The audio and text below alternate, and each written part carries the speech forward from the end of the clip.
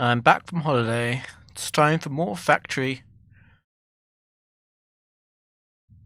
I'm wondering how far I want to go.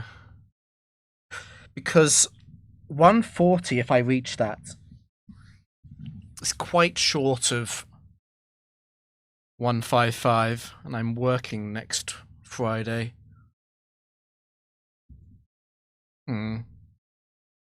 So I might push for 147, but that would mean doing Noland super late. Not sure how I feel about that. So I might play tomorrow, basically, I guess. That seems likely. Try and play to 140 today, and then maybe play to 154 tomorrow. Not sure. I'll think about it. You know what? I'll think about it after I work out whether or not I'm going to reach 140 today through playing. We don't have Noland in the next 2 rounds, so it should make it a bit easier. On the other hand, I'm a little bit rusty. I'm a little bit tired as well. A little bit jet lagged, but we'll see.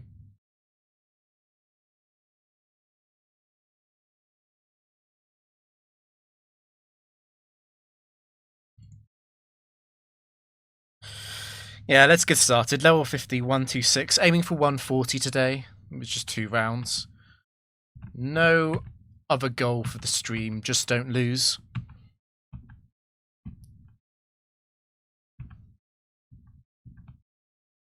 I'm a little bit worried that some things might not work. No type. Prep. Okay. Prep is slightly unusual.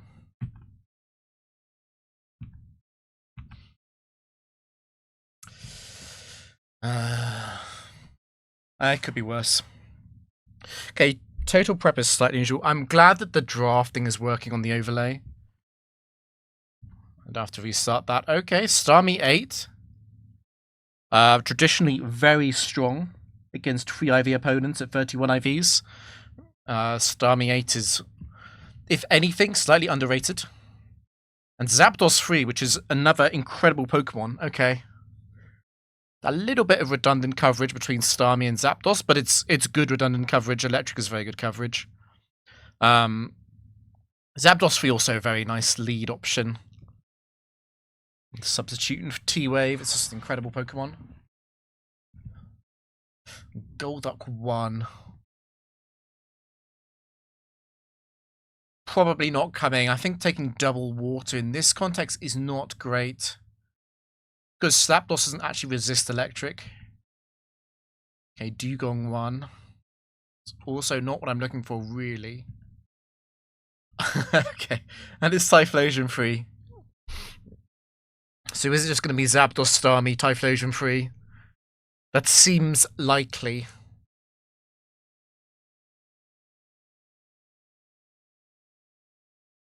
Seems very likely. This is, of course, Typhlosion 3 is not a great Endure reversal user. The slight where it interacts with Overheat Blaze is quite nice, though.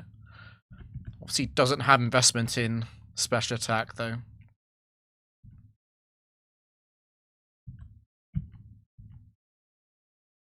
We're not Natural Cure. That it might have been tempted to lead Starmie if it wasn't. If it was Natural Cure and it wasn't Illuminate, but it is Illuminate.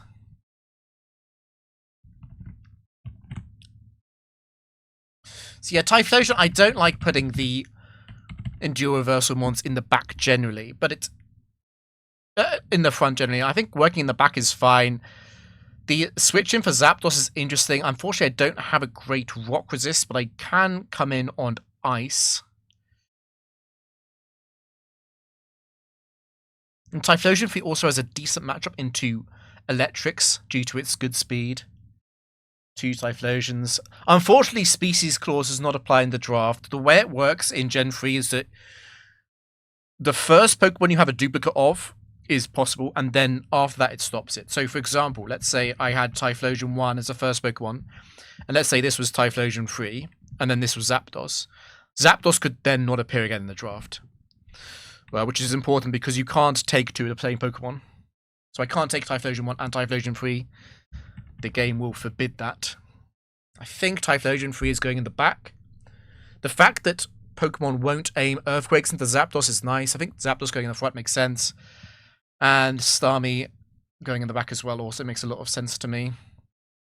A few slight hesitations would be regarding the slight problem that Regice would pose. It's not a bad one, though. Snorlax also a bit of a concern. It's weird. Zapdos 3 having attack investment can sometimes be quite useful, though.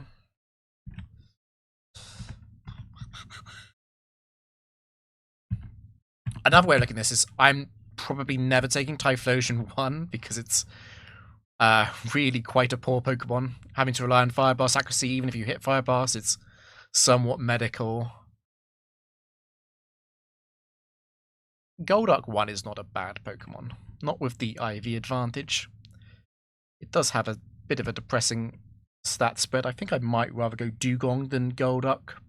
We can fake out on turn 1 and work out what their enemy set is, but I don't like taking Dugong, Zapdos, Starmie. I'd much rather take Typhlosion. What if you Smokescreen then Cosmic Power? It is a potential synergy, it's true. I am sorry about the Eevee earlier, CISO. I'm hoping that Eevee does it soon, obviously.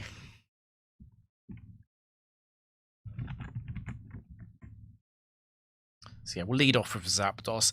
It is Total Prep to start off with, which is a bit of a weird one. I don't think there's any Pokemon in the factory that has 3 Total Prep moves. So it basically has to be multiple Pokemon we've set up. Unfortunately, the most common Total Prep move, I'm pretty sure it's Double Team. Yeah, Salamence cursing Eevee. Yeah, Total Prep kind of means Double Team. A common fear for teams like this is Scizor, which is another reason to take Typhlosion, to be honest.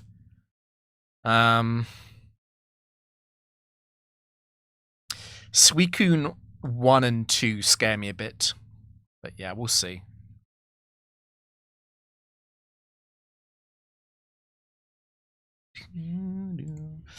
Time to stop stalling, because I do have to do 2 playthroughs today. I might be playing tomorrow. That's basically what I said at the start of the game. The start of the stream. Yeah, we're taking Typhlosion 3. We can swap Typhlosion 3. It's not definitely staying on the team. But Zapdos and Starmie probably are staying. It'd be very surprising if I had that. You had a nice break. I went to Rome, the city of the Italians. Like most modern capitals, everyone speaks English. I learned a bit of Italian before I went, but it was not used much. Anyway, a short trip to Rome. Are these 3 Pokemon okay? Yes. Right this way. Total Prep. I want to enjoy this battle. Thanks, CISO. I might have to resubscribe to you as well.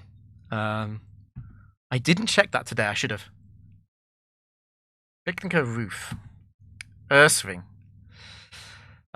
So 6 and 7 Total Prep. Anyone else have a prep move? I think it's just 6 and 7. And 6 is a bit more likely because Swords Dance and Double Team are both prep, whereas Bulk Up is just a single prep move. 6 and 7. Oh, God, I said it. So. Makes a lot of sense to use Substitute, basically. Don't want to get hit by Hyper Beam. Hyper Beam probably can sometimes kill Zapdos, making it fairly likely to be used. So I think we just Substitute to lead off with. I don't know. I don't want to switch into Hyper Beam. And if it's 7 and 7 leads off with Bulk Up, that would suck a little bit, but I think I can just double Thunderbolt it. The Quick Claw after a Thunderbolt Paralysis is bad. So against 7, I might have to think next turn about using Drill Peck and Thunderbolt, and whether or not that kills after a Bulk Up. I'm not sure. Sabino confirmed, yeah. So 7 would be a bit awkward if I substituted, but It's not bad. I mean, not too concerned about facade. I might go Typhlosion if it is 7. The problem with doing that is that if it quick claws after Endure, I'm very sad. Yeah. So I probably am just attacking. An 85 stream streak. Okay, here's a question. I don't know the answer to this question. If you're on an 85 stream streak and then you go back and watch like 2 VODs, ancient VODs, can you jump up to like 88? Because I have not been tracking it, but I feel like you weren't on 85 last time. It's quite impressive.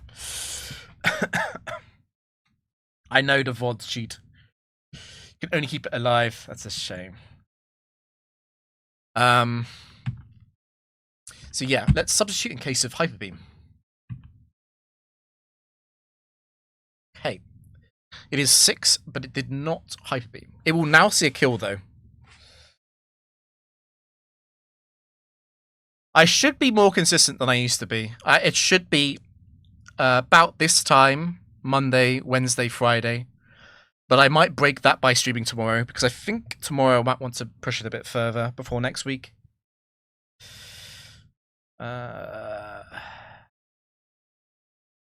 Okay, so what do I want to do against 6? Do I want to Drill Peck first and avoid giving it Guts? It doesn't really feel that relevant. I think actually Paralysis might be a good thing.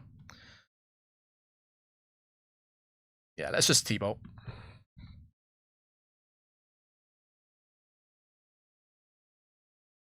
Okay. Expected Hyper Beam. We obviously substitute again. And we try and T-Bot again. It does have +1 evasion. It does have Focus Band. Okay, lucky. And Gengar out second. So it still needs to be total prep, right? I don't see any prep moves on Gengar. Yeah. Okay, so it could be any Gengar. And then the final one has to have a total prep move. Yeah, I think that's fine. I'm obviously leaning towards just using Thunderbolt. Gengar 4 is one of the worst ones, and that's a Lum set. I also wouldn't want it to be 7 too much.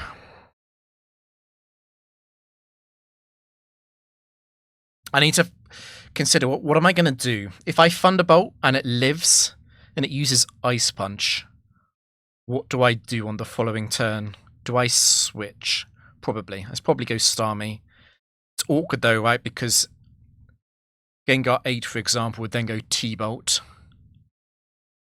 So would I actually just go Typhlosion?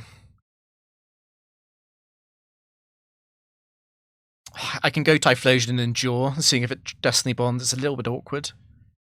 I would rather lose Typhlosion than Zapdos, though. The best idea here would be to simply kill it with Thunderbolt and not have to worry about this. I don't like T-Wave very much, though. There's 3 Lum sets, and they would all cause problems if I led off with T-Wave and did nothing this turn. Because all of the Lum sets, yeah, they would all be potentially problematic. 4 would actually be the best because it doesn't have Thunderbolt, but I won't know if it's 4 or 8.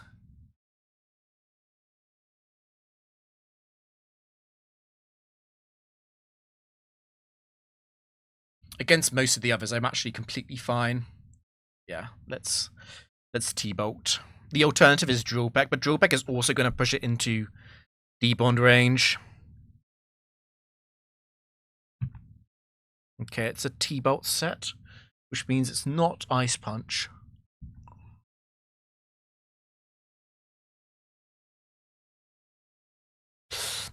Yeah, that's not great. That's not great. I was kind of hoping I'd kill.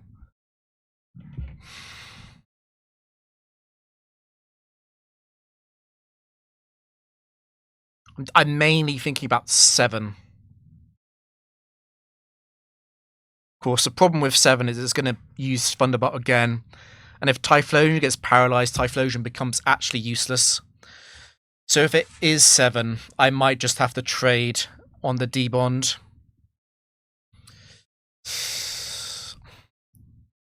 could substitute. It's bad into potential paralysis because then I have to use substitute and get the attack off the next turn. Of course, if I substitute after being hit, it's going to see a kill and then not use debond. So yeah, substitute is a great plan as long as I don't get paralyzed, basically.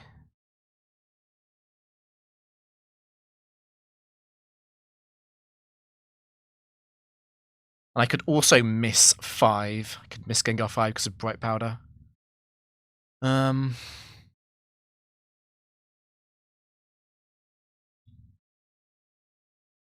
leaning towards not risking the paralysis. Because I think if Gengar debonds here and Zapdos faints, I think Starmie plus Typhlosion should almost always win. I know the final Pokemon is Total Prep. So I probably would go Starmie first anyway. Typhlosion is fast enough to outspeed most Dragon Dance sets, which will be the real risk.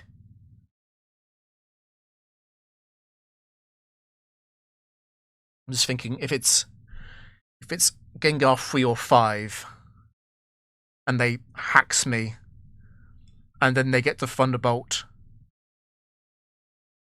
It would have to be, yeah, if they also hacks Typhlosion or Starmie, then I'm in trouble, right? And Typhlosion has to overheat, so it's probably Starmie. And then Starmie risks dying to Thunderbolt.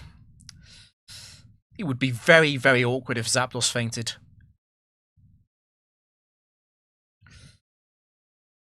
Alien. Doing okay. I'm a little bit tired. I think I Thunderbolt. I don't like the substitute plan that much. It can go wrong. Psychic. Okay. That doesn't narrow it down very much. It was 3, 5, or 7. How likely was 7 not to use that? It's surely 7 debonds most of the time, right?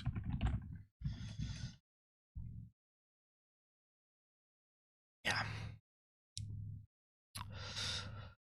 So 50 and then 61. So yeah, about 80%. And then even if it doesn't, it gets +0.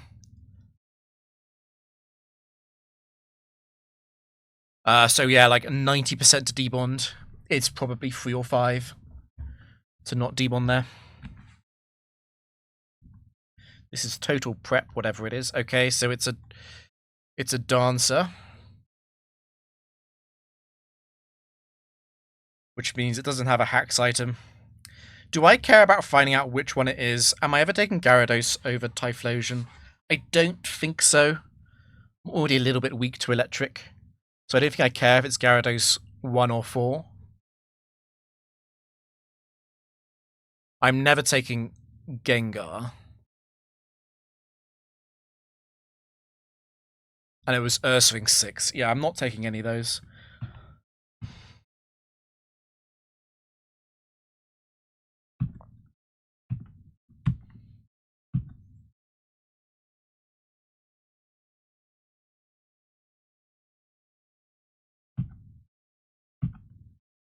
No type. No phrase. I really don't think I'm ever taking them.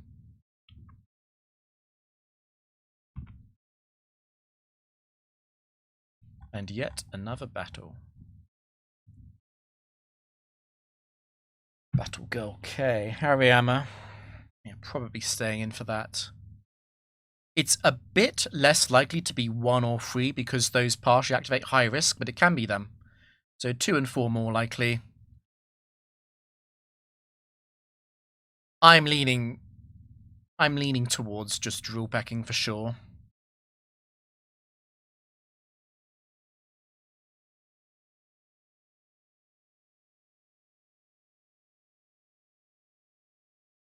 Just weighing up the odds of counter are not very high, but maybe I counter. The counter. It should fake out though always, right? Because Zapdos has a special typing, so it counter can't get +4, right?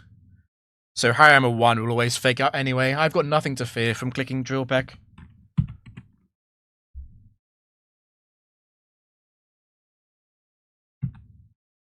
No Quick Claw?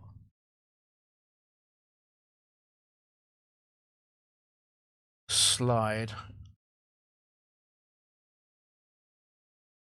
Wouldn't fall always fake out? Isn't this free? Guaranteed. Huh.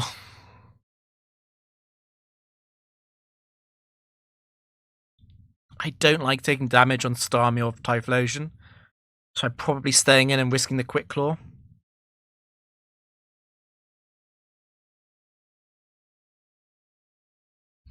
Let me double check the AR and fake out. I'm just being paranoid because this is a big streak.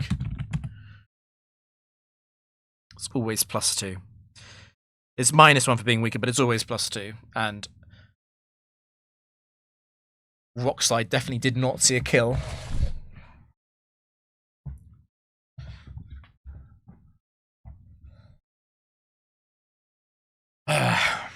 Okay, nice. So it can't be another high-risk mon. So it's not Nidoqueen 1 or 2. Because of Counter and Double Edge respectively.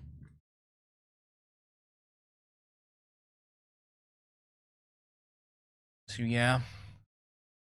Ice Beam Sludge Bomb incoming. It definitely feels like I go Starmie. I'm just very aware that I'm not actually Natural Cure, so Ice Beam Freeze into Starmie would suck. I could just substitute to check the set. The downside of substitute is that it might Shadow Ball. Nidoqueen 4 might Shadow Ball on the following turn. Having said that, Sludge Bomb and Shadow Ball crit both probably kill Starmie. So I don't know if that changes much. Bigger downside then would be against Nidoqueen 3 that it might T-Bolt on the following turn. Yeah, perhaps I just go Typhlosion. Just go Typhlosion. Nidoqueen 4 is going to follow up with Earthquake if it doesn't get... And if it doesn't get the poison, I'll endure. If it does, I'll endure Earthquake. No, I just Earthquake anyway, wouldn't I? Is that worth it? Just switch to Typhlosion and Earthquake. Basically setting up a Starmie Zapdos 2v1.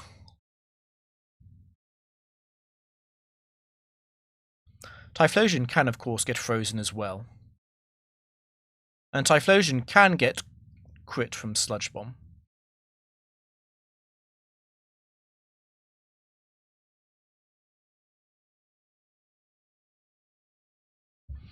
Yeah, do I throw away Typhlosion? Fighting, Poison, Ground are the types I've seen so far.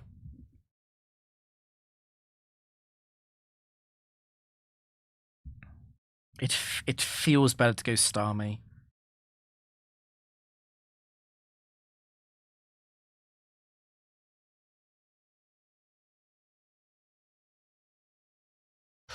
I guess I could maybe substitute and then go Typhlosion, but I'm just thinking, would it even matter if I work out what set it is?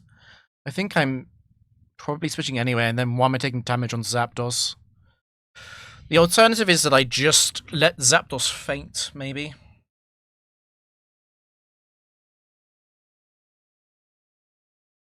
Starmie Typhlosion, how do they realistically lose? It's not high risk on the final mon, which eliminates a lot of the Oko sets that could get lucky. Low HP Zapdos, probably most useful against a lot of those, and it's not going to apply. How many Pokemon would I want to shove with a big Thunderbolt, a big Stab Thunderbolt that would matter? I mean, Starmie also has Thunderbolt.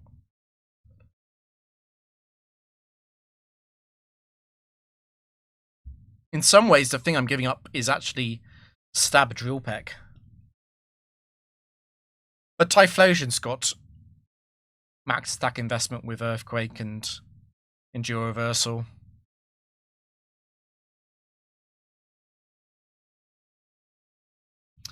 How bad is it if Starmie faints? If I go Starmie here? Let's say I go Starmie and I get Frozen or Crit. by 3 or 4 respectively. What would I do then? If I get crit by 4, I probably go back to Zapdos and hope I live Sludge. It's pretty bad actually. If Nidoqueen 4 crits Starmie, that is really bad. If Nidoqueen 3 gets to freeze on Starmie, that's honestly whatever, because Typhlosion can 1v1 it. What if Nidoqueen 4 crits Typhlosion? How bad is that? It's not too bad. I just serve. I think it's better to go Typhlosion. I think I value Zapdos more than Typhlosion. Wouldn't Quagsire be a problem? Yeah, it would be a ground specialty. It also wouldn't be a big problem.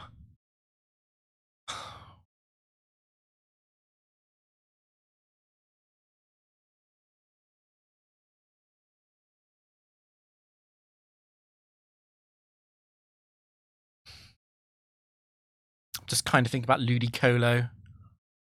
That might be a major reason to keep Zapdos alive. Ludicolo could clown on Starmie Typhlosion. Specifically Ludicolo 3-4. Outside of that, I guess something like Celements, where Typhlosion doesn't really do much. And Starmie can easily just get sort of hacked out of the game.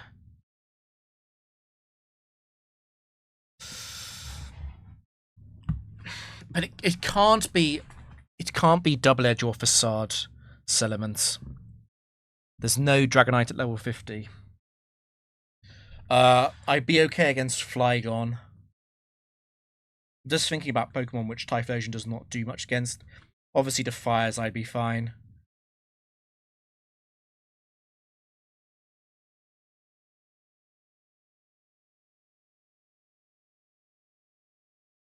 And I can never do much. Like, if it's like Quick Claw Snorlax, I never do much. And it's not Quick Claw because Harima 3 had a Quick Claw. So in some ways, perhaps Typhlosion is more valuable than Zapdos, arguably, against some of those really bulky special Pokemon, where I would definitely want to get off Endure Reversal. Yeah, okay, let's... I've actually talked myself into sacking Zapdos.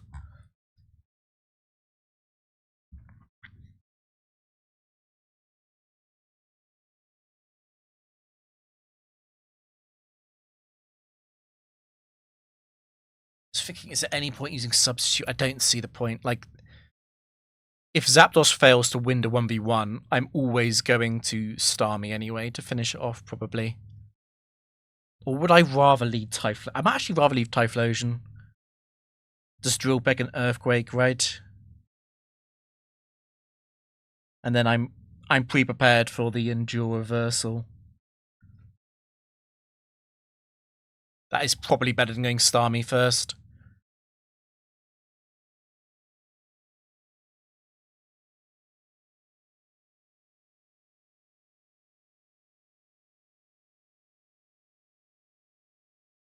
I guess I substitute to try and bait Crunch.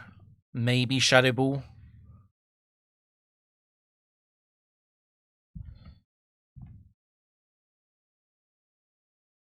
Okay, it's Nidoqueen 3. So the risk with going Typhlosion was that Nidoqueen 4 critted, but against Nidoqueen 3, it's kind of whatever. I could definitely just go Typhlosion here. It's only, like, actively bad if I get Thunderbolt paralyzed, which is somewhat likely. It might be better to stay in, because at 45 HP, Thunderbolt and Flamethrower will be rolls against Zapdos, so I might be able to cheese it. Of course, if I do Drill Pick, I might get poison pointed. Yeah, Zapdos is probably dead. It's okay.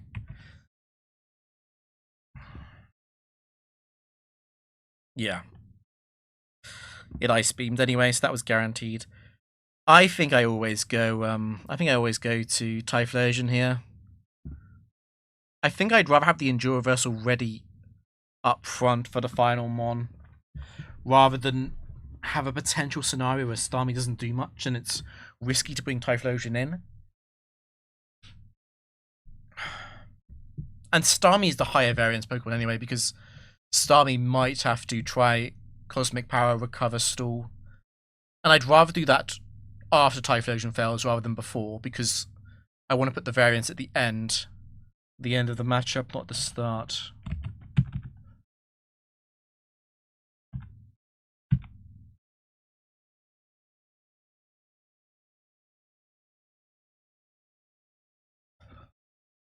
Okay.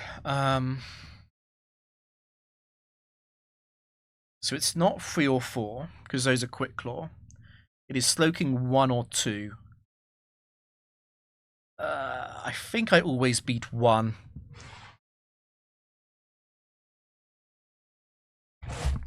Two is a bit annoying with Shell Bell, right?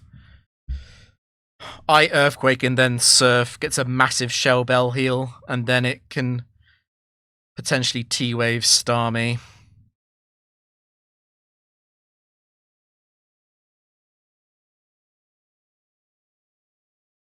Slowking 1 is not going to attract. I think I Endure.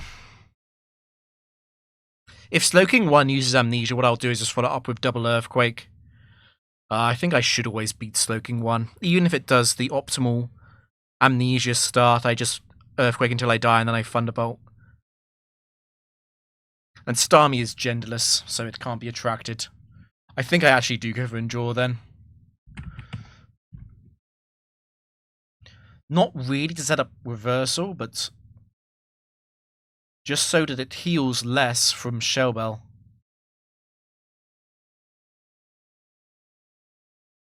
Okay. Now, Overheats does do more, but I don't like the idea of missing. So I think I'm just going to Earthquake. Overheat does do more, though. Overheat Thunderbolt will definitely kill, but I think I'd rather Earthquake.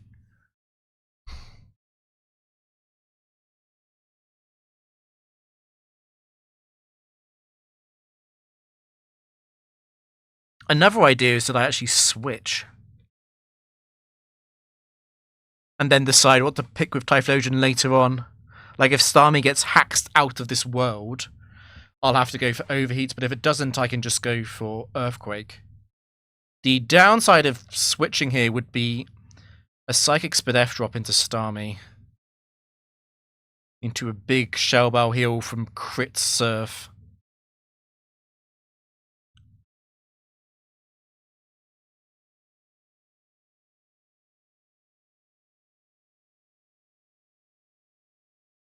I don't think Overheat would actually kill then. Yeah, let's just Earthquake now.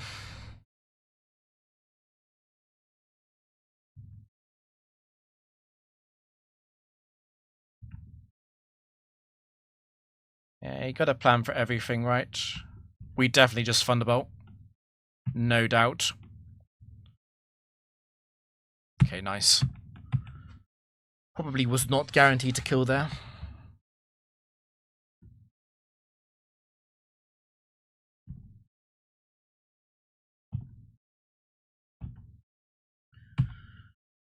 No type, no phrase. So it was Hariyama 3, Slowking 2, and Nidoqueen 3.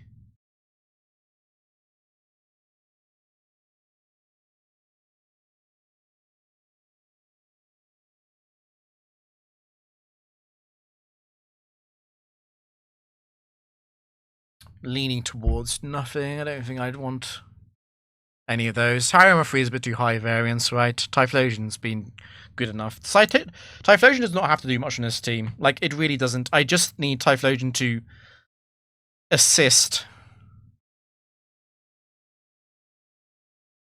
in damage dealing for a lot of enemies. So I think I'm sticking.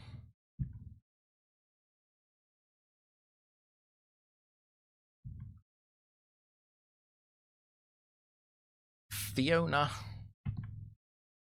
Dugong.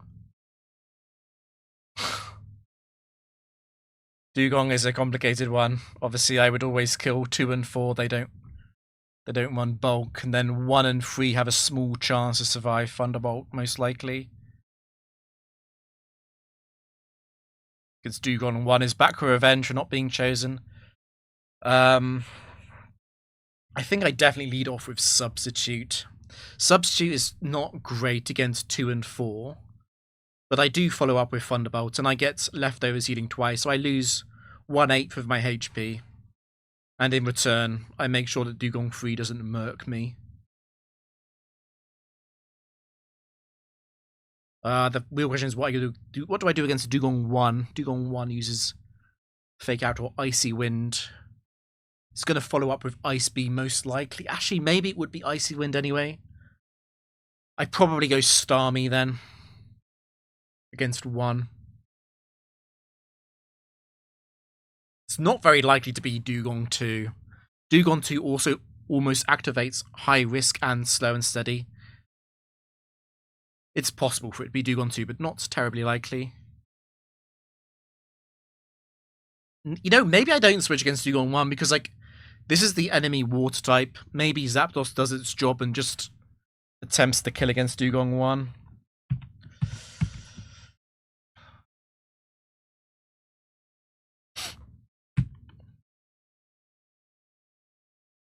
Okay, it's 3 or 4. I don't think I want to mess around with it. Let's just Thunderbolt.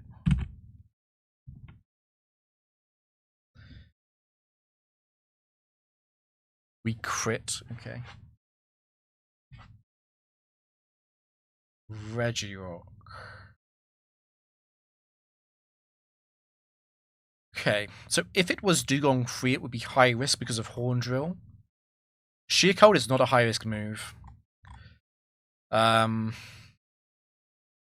obviously it can't be Regirock 5. Regirock 5 is high risk on its own. Regirock 2 is also high risk on its own.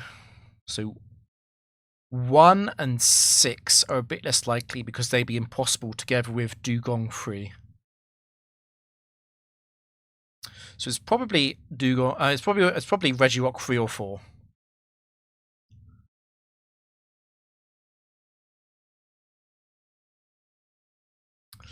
I don't like switching against 3 very much.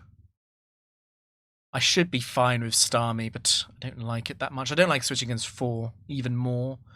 4 is going to use Thunder Wave anyway.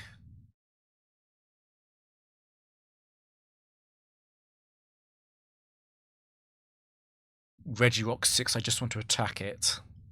Regirock 1, I also just want to attack it. So I think I always just Thunderbolt here. Yeah, yep.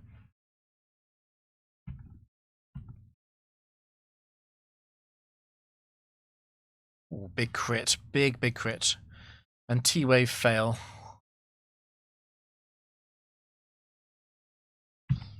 Don't think too much about it. It's good luck. It's good luck and we move on. Mr. Regirock. Steelix. Hey, Barrowslice.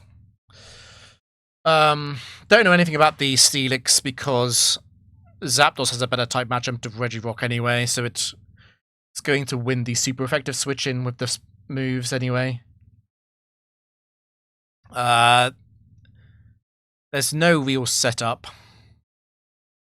I think I just Drill Peck until I die. Yeah, close to BB. If it's Steelix 3 or 4, maybe I switch. Just so it's not a last mon explosion situation after 2 Pokemon die. But we can definitely lead off with Drill Peck here. There's no downside to that, really. Okay, Rock Tomb.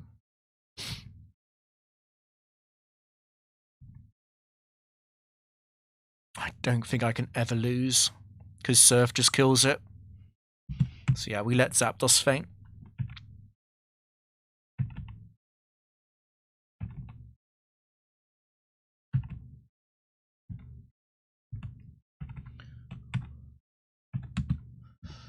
Zapdos did its job. Zapdos 3 is an incredible Pokemon. This is a pretty lucky draft overall.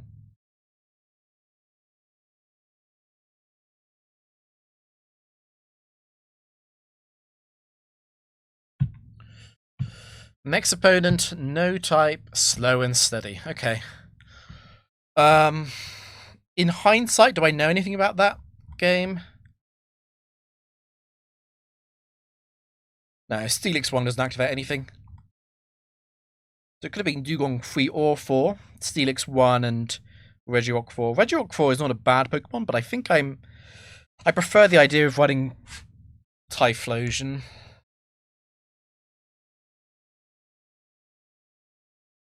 Like, the T-Wave support is normally better than this, but Starmie and Zapdos don't really need T-Wave support. And outside of T-Wave support, Regirock 4 is just kind of like a physical tank that's weak to Earthquake and has a 90% accurate stab move. It's not great. Yeah, let's stick, I think.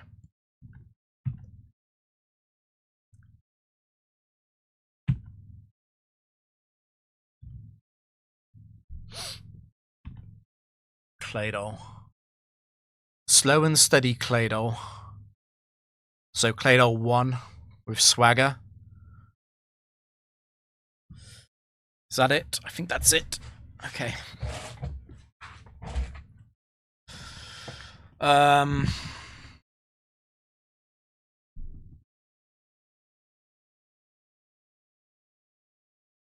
Yeah, my gut is to go Starmie.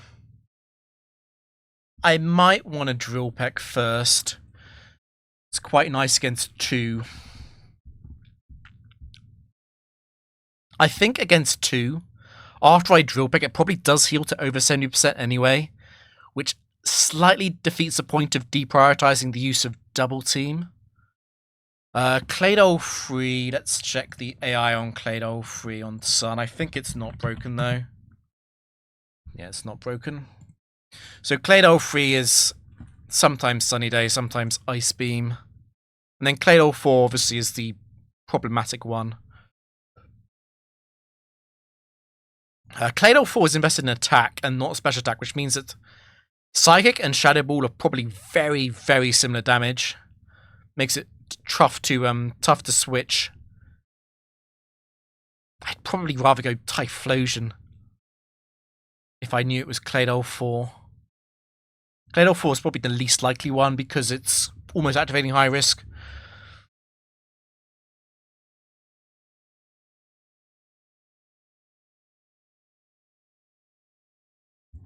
I think I stay in and Drill Peck, or I switch to Starmie. I could substitute, I guess.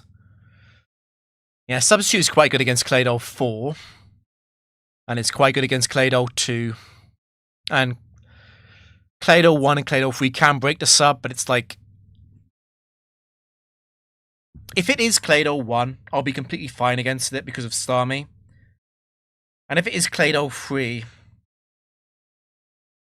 I kind of wanted to make it use Sunny Day so that Ice Beam can't freeze me, including if I stay in or not. So maybe I do just substitute, actually, yeah. It's a bit of a problem because Claydol 1 is the most likely one, and Rock Slide obviously just does break. I can get a dodge. I can also just run out of Rock Slides with pressure and recover.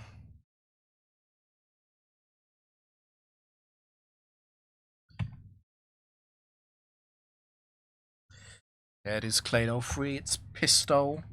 P-I-S-S. Psychic, Ice Beam, Solar Beam, Sunny Day. Hey, it's LMXC. LMXC just joined to watch Pistol. We've got quite a good team. Got quite a good team, yeah. I'm hoping today goes smoothly.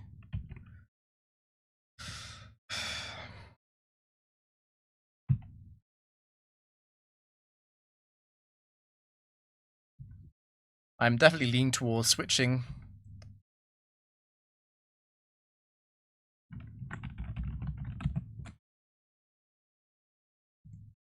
I think we just switch. We can't get frozen in the sun.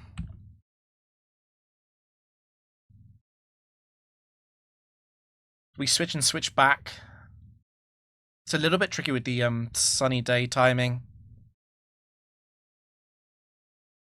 Because we can switch back on the 4th turn of Sun on Ice Beam if we switch to Starmie and then go back to Zapdos. Which is not bad. Starmie is Illuminate.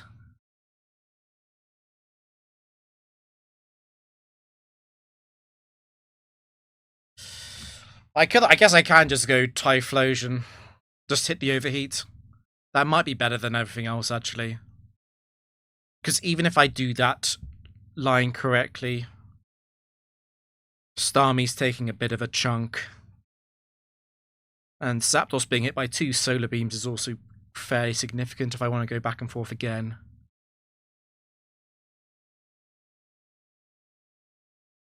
Yeah, let's go. Let's go Typhlosion.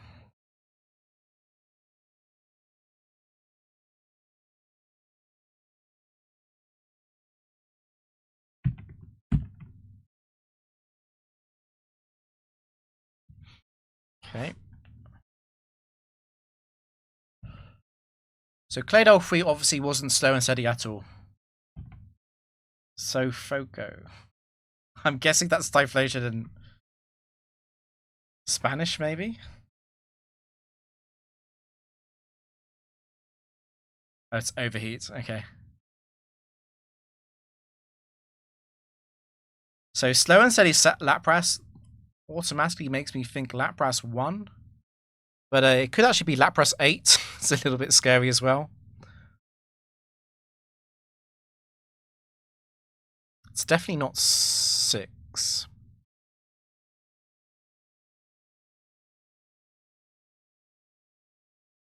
I mean, Lapras 1 does have the super effective Surf on Typhlosion as well. I think the fact that this might be Lapras 8 will stop me from switching, though. I think I have to stay in.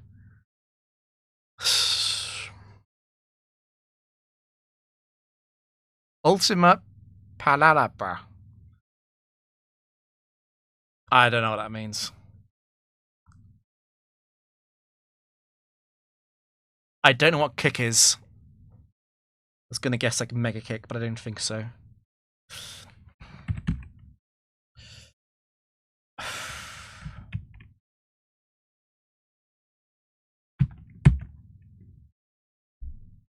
It's not in Gen 3. So I might not know it. We need to figure out what Lapras this is. I'm guessing Tajira X is X Sizzle. Aqua Cola, Coca-Cola. Parting Shot. I would not have guessed that. We need to figure out what Lapras it is. So. Yeah, it's definitely 1. Okay.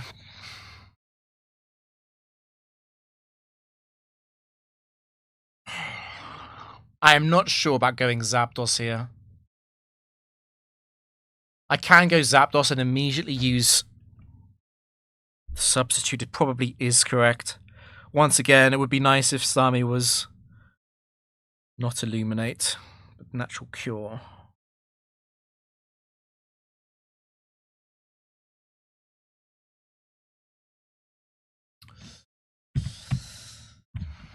I'm slightly damaged as well. I forgot I took damage from the Substitute.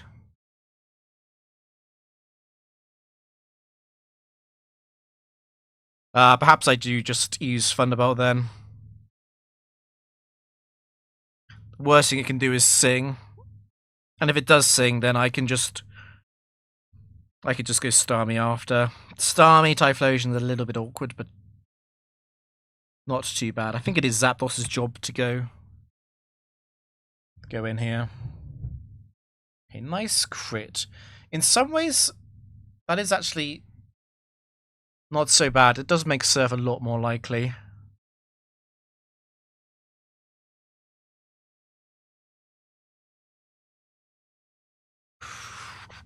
I'm just going to attack. I know that it's going to be a roll with Surf, which makes it very difficult to know what to do.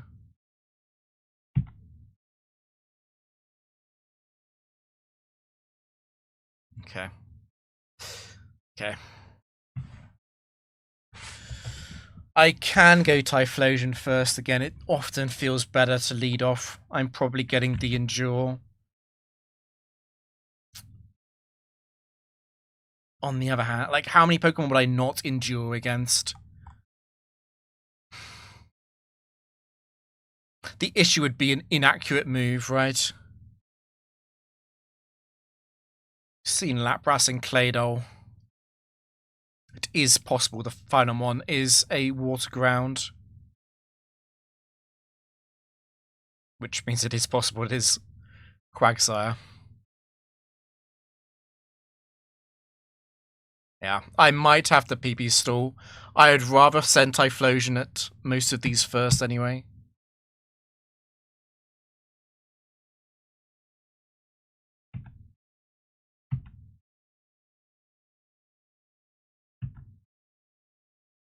Magmar. So Shell, Bell, and Leftovers are gone. Lapras 1 is slow and steady on its own. Yeah, can't be anything. Magmar 2 winning from here would be very cursed. But I think to account for the Magmar 2 potential win, I do just immediately Earthquake and not mess around.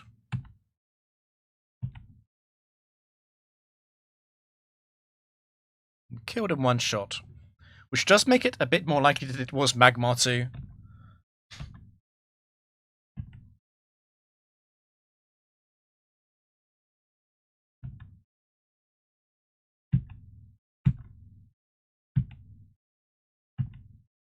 High risk.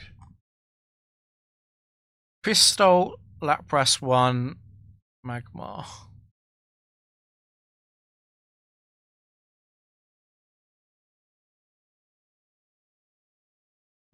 No great love for any of those.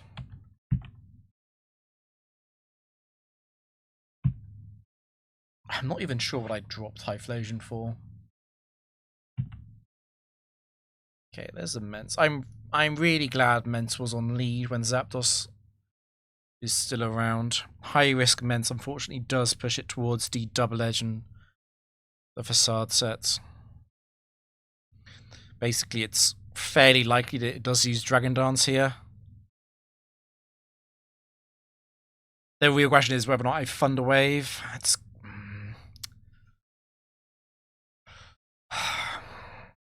like Mence 6 and 7. If I waste a turn on Mence 6 and 7, I don't feel like it's too bad as a worst case scenario.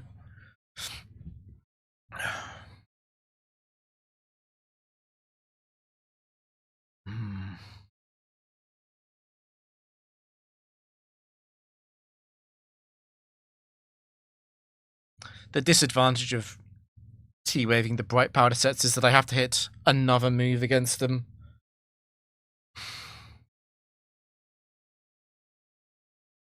And they are still, like, they're adamant invested.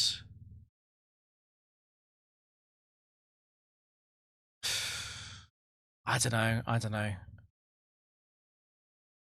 I'm always faster, I know that, but I know that Starmie's always faster after Dragon Dance as well. For this to truly get out of control, I have to miss.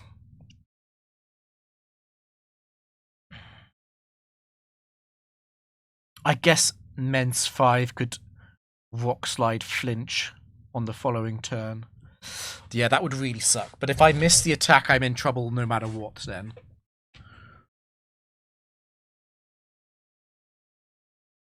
I think I just T-Wave. I'll accept the turn loss against 6 and 7. Because 6 and 7 are not the deadliest sets.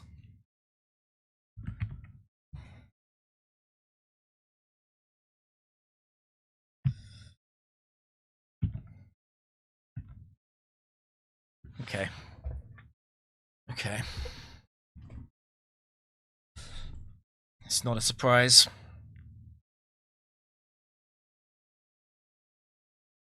I'm debating using I'm debating using Substitute, but I don't think it's a great idea. Settlements 5 is not going to understand that Facade is properly doubled.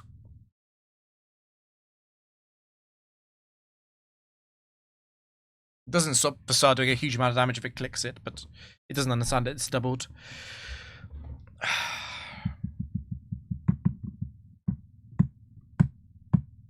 Four is much better. As long as I don't miss, it's much better because of the recoil damage it takes from double edge.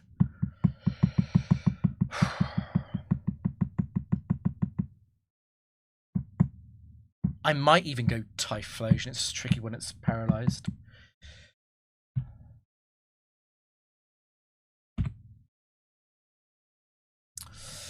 Or do I just substitute anyway?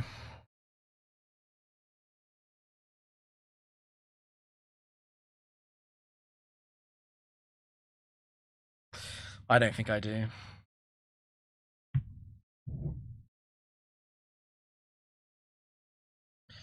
Okay.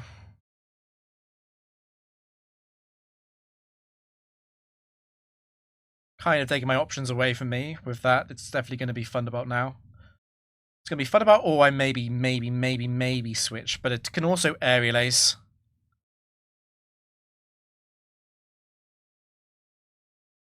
If I switch into a +1 Aerial Ace, that would be an oof moment.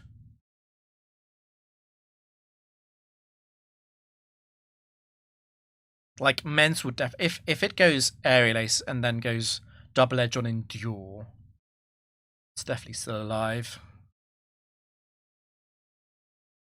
I don't think there's any point playing around Bright Powder here. All of the alternatives on switching also run into problems against Bright Powder.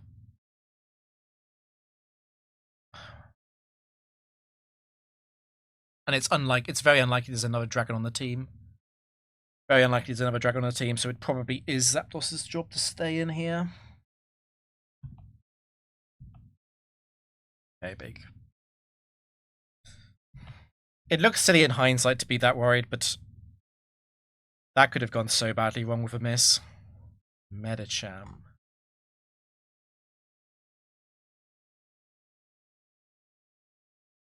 So Reversal is high risk. Reversal is high risk. Okay, so it's probably Medicham 2. It doesn't desperately matter though, because I'm always just going to Drill Peck.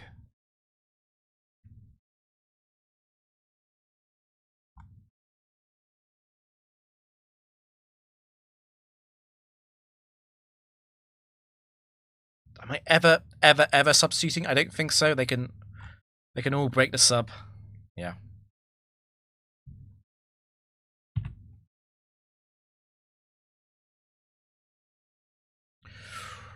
Or I forgot Intimidate, but it doesn't matter.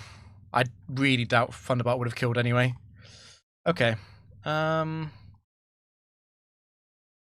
gut feeling is to go Typhlosion.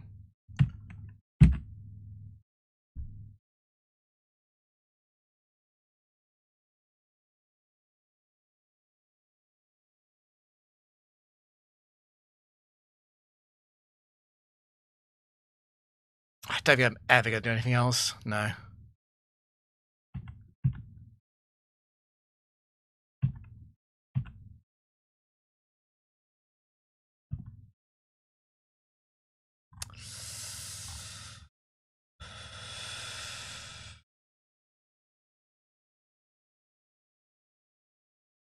Do I have to endure in case of one using Earthquake? In some ways it's fine though, right? Because, well, no, it's not fine. It's not fine. One is going to have so many chances to kill Sami with a crit Earthquake.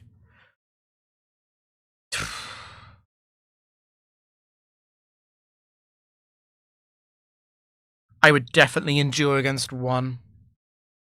But doesn't it have to be high risk? Doesn't it have to be 3 or 4 anyway?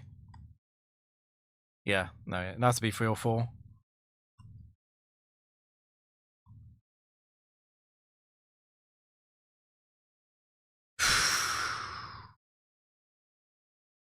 Yeah, I just Earthquake here.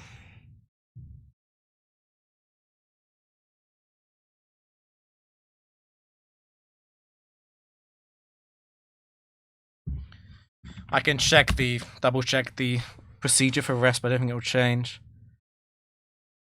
Yeah, it's 60. I'm not getting it below 60. I could probably get below 70. It's always going to be earthquake.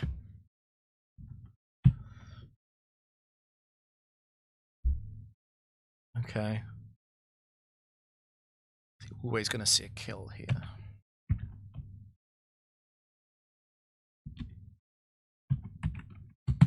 I'm guessing this is a roll based on the earthquake damage.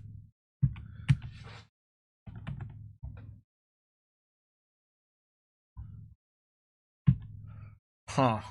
So Settlements 4. No type. High risk. Oh, Settlements 4 is a bit more of an interesting one for Typhlosion. A little bit worried about the double ice weakness on Settlements Zapdos, though. It's far. Settlements is quite a bit slower than Typhlosion. It does matter for some of the finish offs.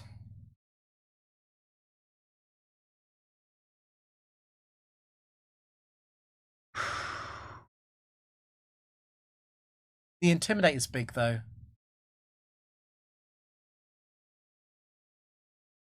Against everything but Quick Claw, I think I'd rather have Typhlosion. You sure Shiny Starmie on the overlay? The overlay mons do have a 1 in 8,000 chance to be shiny.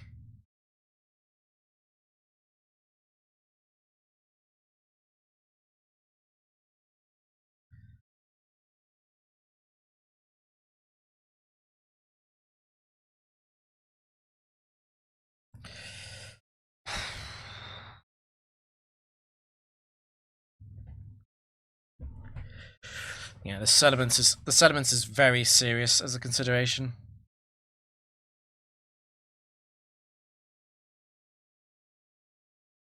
I just think it's a bit slow.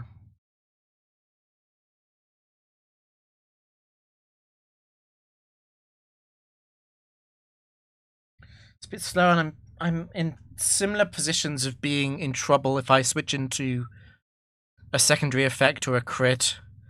In many ways, it's actually quite similar to Typhlosion.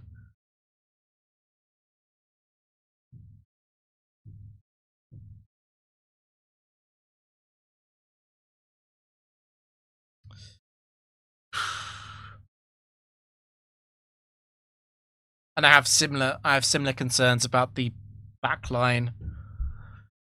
Typhlosion Storm is actually better coverage than the Aerial Ace option anyway. Yeah, I think I'm actually sticking, aren't I?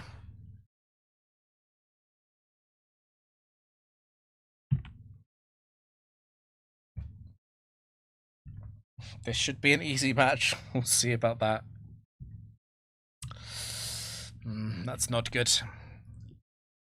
High risk does imply debond.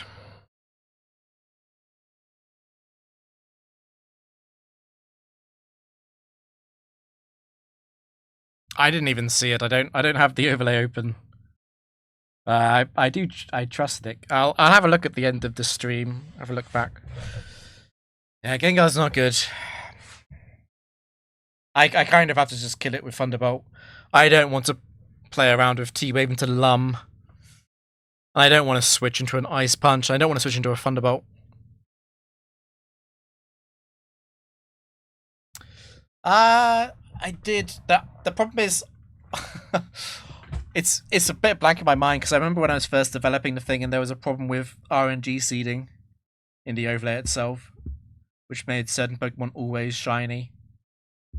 So I don't know which one that was. I'd love to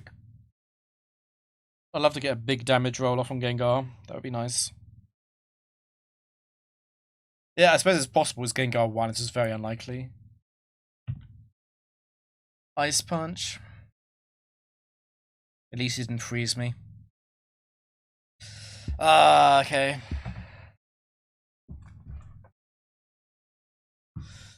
Do I just let Zapdos die here? The very, very cursed timeline is that It's actually not a Destiny Bond set, and instead it's 6. And 6 gets a Bright Powder miss on Starmie. That would be really cursed. Thunderbolt, of course, would kill Starmie.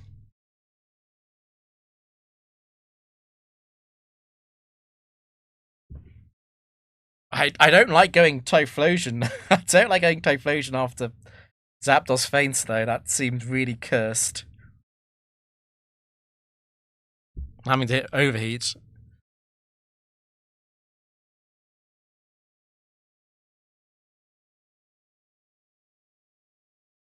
There's a decently real chance that 6 and 8 might throw with Thunderbolt instead of Ice Punch.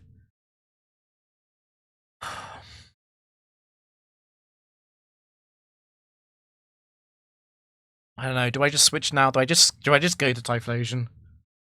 And if Typhlosion faints, I can go to Starmie. I don't know how I feel about that. The argument against switching to Typhlosion is that Typhlosion gets paralyzed or frozen. Or Typhlosion misses Overheat. And then I have to trade into Destiny Bond.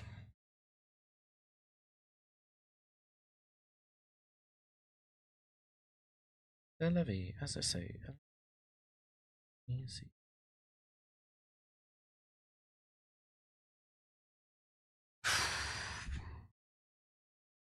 Probably is better to go Typhlosion though. I'm a bit concerned about Gengar 6 as well. Gengar 6 goes for Thunderbolt here into Typhlosion. I have 19% to miss Overheat.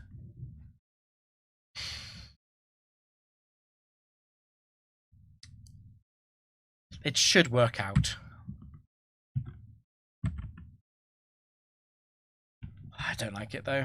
This is the downside of Typhlosion in the back. Okay. Ice Punch does not tell me very much. I do need to hit. Okay. I'm also at -2, which is not great. Ludicolo. There aren't any high-risk moves, right? There are not. Okay.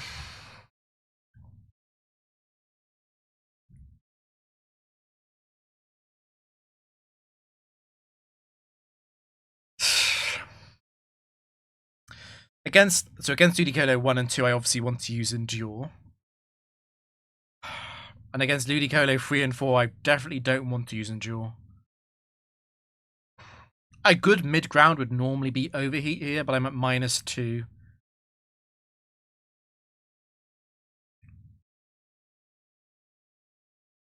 Zapdos is fine as long as I don't get hit by Toxic. Getting hit by Toxic would be incredibly cringe. I guess Toxic, and then I Drill Peck, and it double teams, and I have several turns to kill it. It probably is Zapdos. Ludicolo.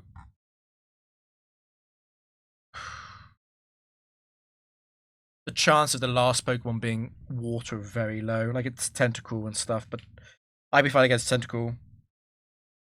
Could be Grass Poison last, but that's fine as well. Yeah. Yeah, I'd be fine against most of those. I think Typhlosion staying alive actually makes more sense then. Most likely it's just another type, though.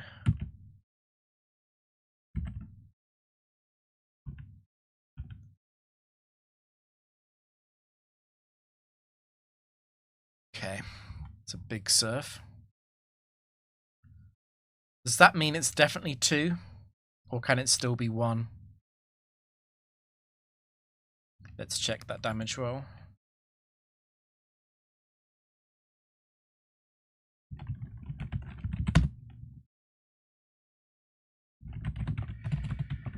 Can Ludicolo 1?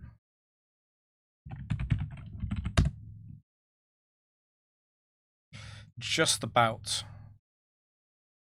The highest 5 rolls kill. Okay.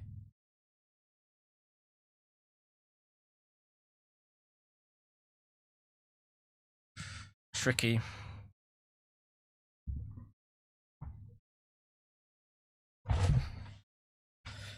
Tricky. And Ludicolo 1, how is the weather broken on that?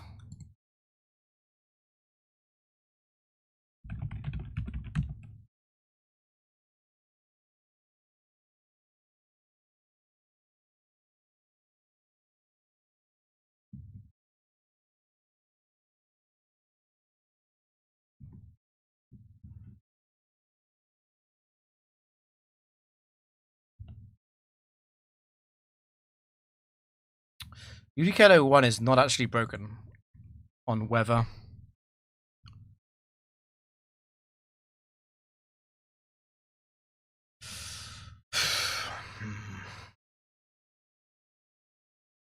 The Ludicolo 1 damage roll on Surf against Typhlosion is very annoying.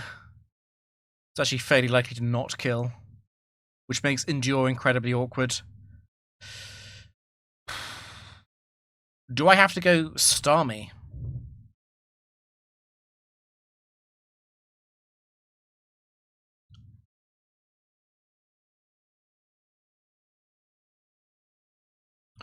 Another option is I go Starmie and then I go Typhlosion on the Thunder Punch.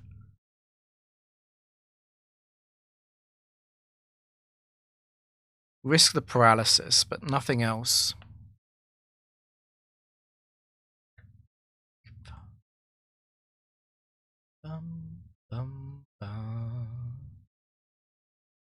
Yeah, I might have to go Typhlosion on the Thunder Punch.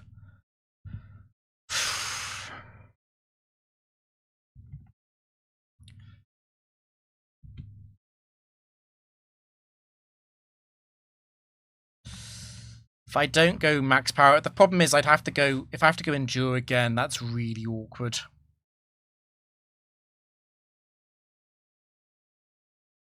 Also, the Shell Bell healing is fairly real.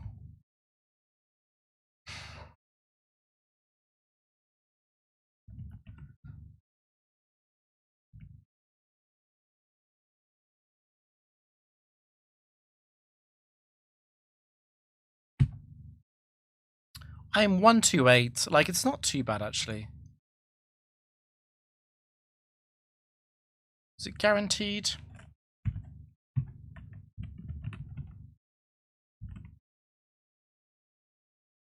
I think it's guaranteed. 132 is the min roll.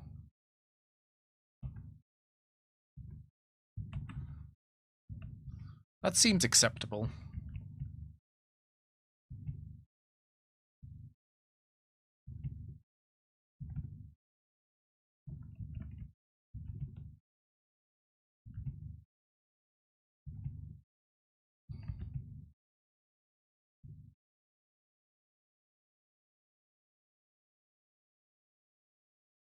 It might have been tried in the overlay, yeah. I'm just wondering. It feels... I think I can't go Starmie here. I think if I go Starmie... If I go Starmie and try and stall this, I'm dead to Thunder Punch paralysis an incredibly high percentage of the time. If I try and out-damage it, I really don't want to play... Like, Typhlosion at 1 HP against a final Mon, I feel like I lose that quite often. And if I Endure after Starmie, then I give it a big Shell Bell healing. Which doesn't matter, but... Yeah, how many Pokemon does Typhlosion free Oko with 1 HP with either Overheat Blaze or Reversal? I think not enough. I think I do go Typhlosion first, and then I go and rely on Starmie 1v1 at full HP. That feels better. It is high risk. I think the chance of the last Pokemon being like Rhydon or Golem or some exploding rock type is fairly high. I think I do go Typhlosion.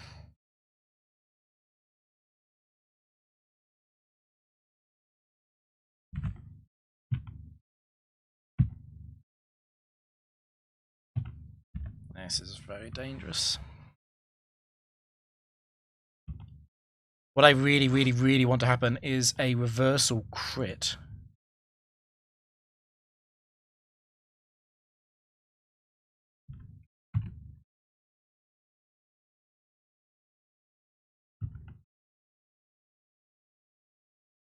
Not quite. It's probably Ludicolo 2 from that damage.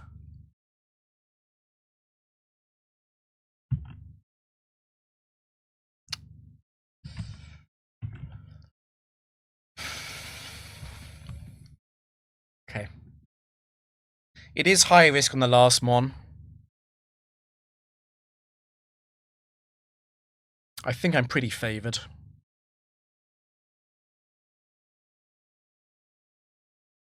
Yeah. I think I'm pretty favoured in general, but it's risky, obviously. Oh, it's Blissey 4. Where's Typhlosion? Where's Zapdos? Oh no. Oh, I took steps against this with the mixed team as well.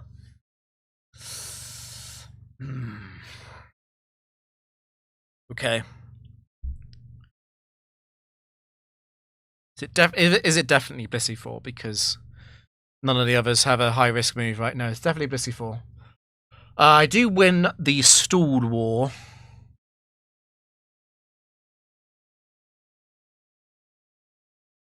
Right, I do, don't I? Because it has 60 PP. Carmine encounter of 20. Ice Beam soft build. No, soft build is 20. It has 70 PP.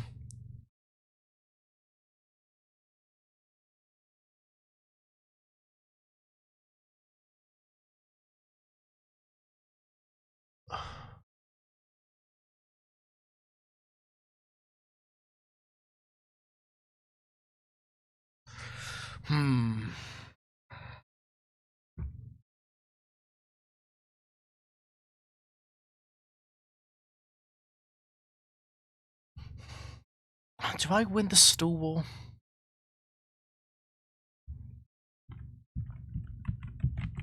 Yeah, I have 70 PP, and so does Blissey, but I've used one. There's quite a big risk of me paralyzing, right? Paralyze would be. It doesn't matter if I go struggle early. That's probably fine.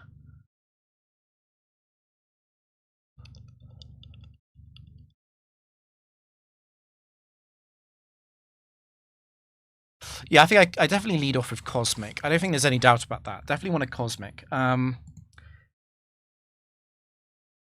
probably want to stop it getting +6.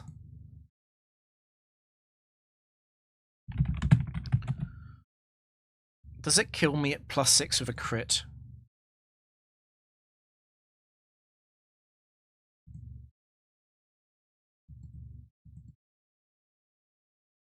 No, no. Okay, that makes it a bit easier.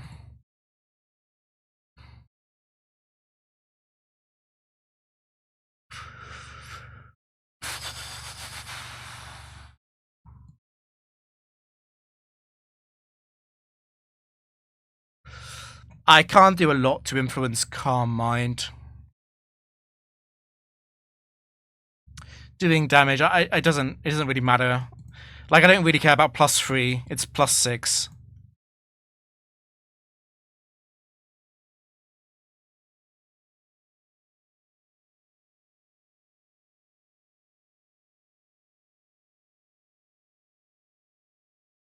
I can't do a lot to influence it.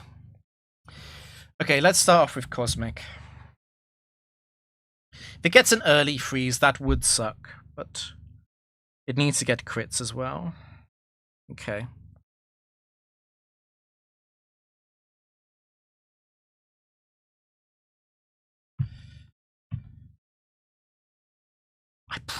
Maybe I want to attack. Do I want to attack once with Surf to slightly reduce the chance of Calm Mind? Like, I want it to run out of Ice Beam before it gets the +6, basically.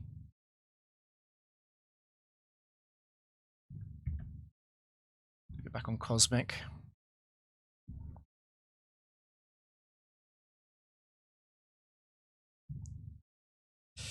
Do I heal?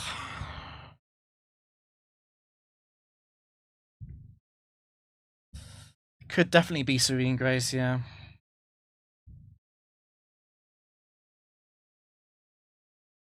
I mean, low key, we could try and kill it.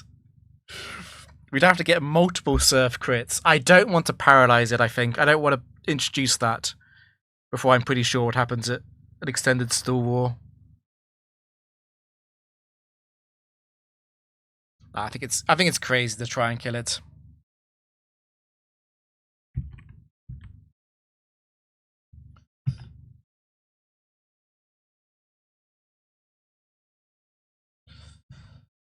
It's tempting to use Recover.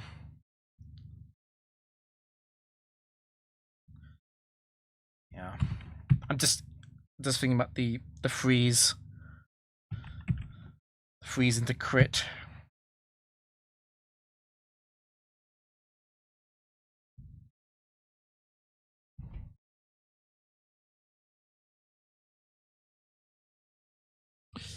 Yeah, there it goes. I can't do much. I can't do much about that, right?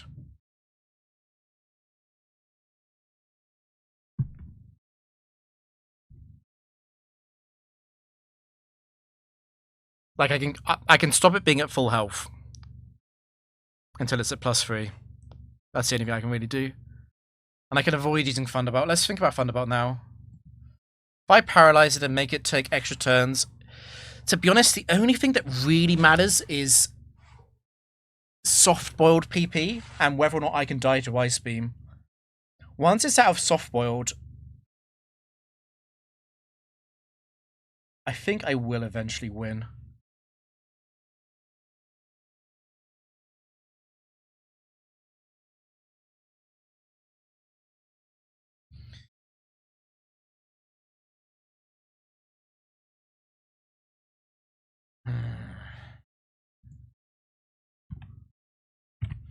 In which case I want to be efficient with the use of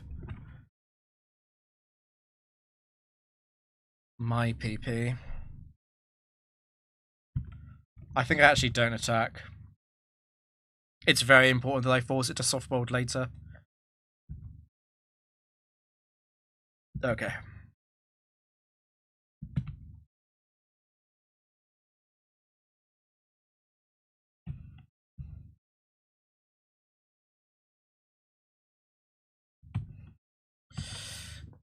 It's looking pretty good for surviving the Ice Beams.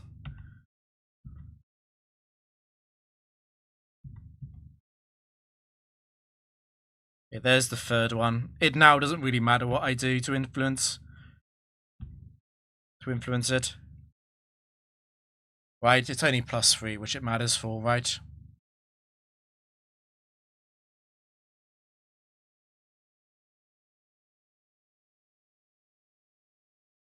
The last use by the foe is non-damaging, or the foe has not yet used the move. Yeah, the best thing I can do is not attack. Now it's at +3.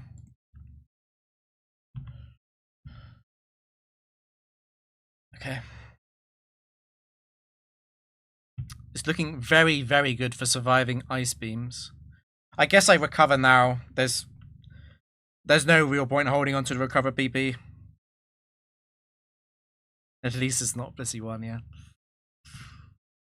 I'm a little bit salty that Blissey appeared last. Right after I sacked Zapdos and Typhlosion, thinking that they wouldn't be as useful for the final Pokemon as Starmie would be. But yeah, was just how it goes.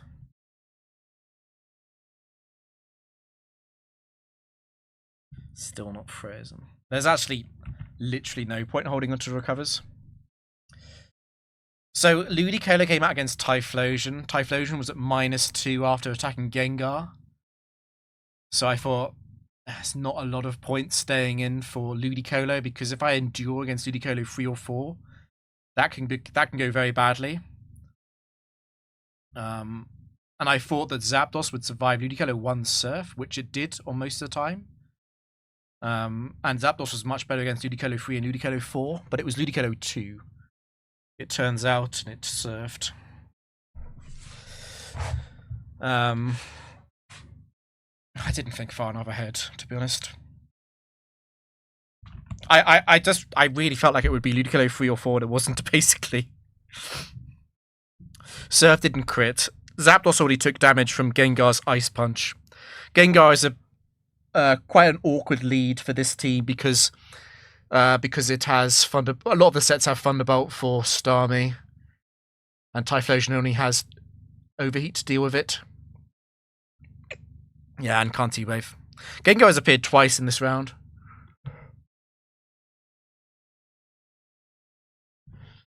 Okay. I'm actually going to attack. Just because I want to slightly encourage the use of Soft Boiled.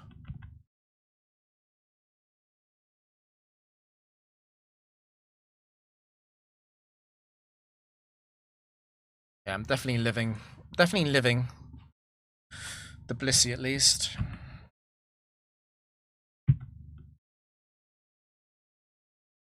I'd actually quite like to be frozen, but no such luck it seems.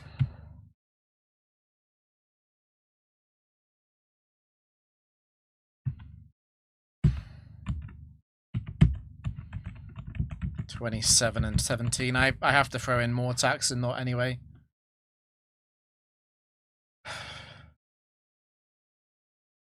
There is a very funny scenario where it somehow has counter left, and it uses counter on struggle after I paralyze it. I definitely don't want that to happen. I think for that reason it's probably better for me to not use Thunderbolt for as long as possible.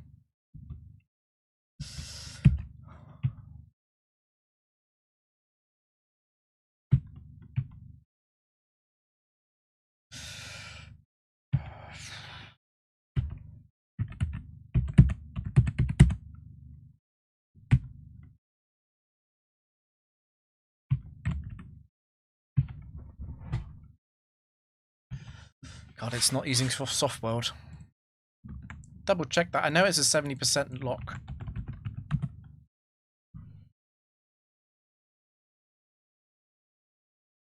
It's 88.3%. Okay, that is higher than I thought.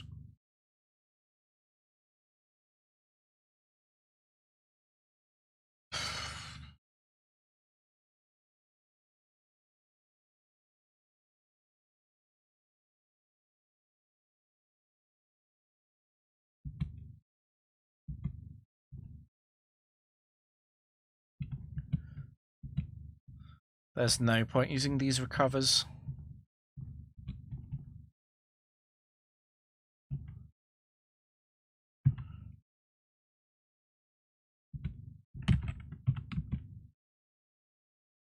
You're guaranteed to do it. Carmine is at -10, right? Actually, it can get -11. Yeah, it can get -11. Okay, that's interesting. And Softboiled is -8, right? No, it's only at -3. Okay, it's guaranteed then.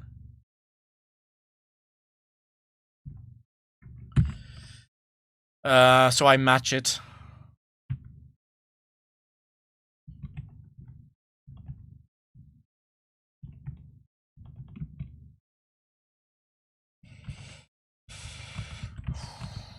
Let me work out. So I started off with a PP loss. I've used 45 PP. It's used 6 Carmines. It's run out of counters, so that's 26. It's used all of its Ice Beams, that's 36. So it's used... Has it used 9 Soft Boileds then?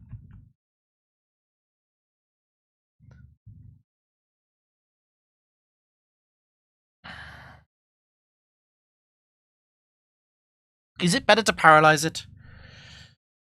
My intuition is also that I win, but I don't want to say it out loud. Another way of looking at this is because we start off with identical PP, apart from my extra, it's got 15 left. So it has 11 soft boileds, right? Yeah. I think the full paralysis really sucks, right? Yeah. I think we go as long as possible for not paralyzing.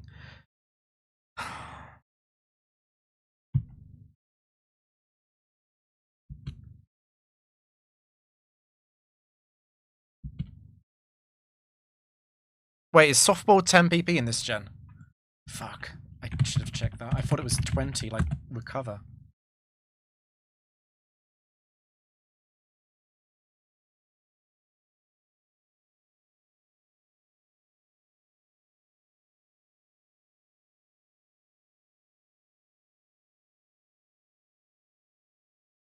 It's 10. Okay, so I'm just totally wrong. I should have checked that instead of assuming. Okay, in that case, it doesn't really matter what I do. In fact, I think I'd rather hit struggle first. So I'd rather paralyze it.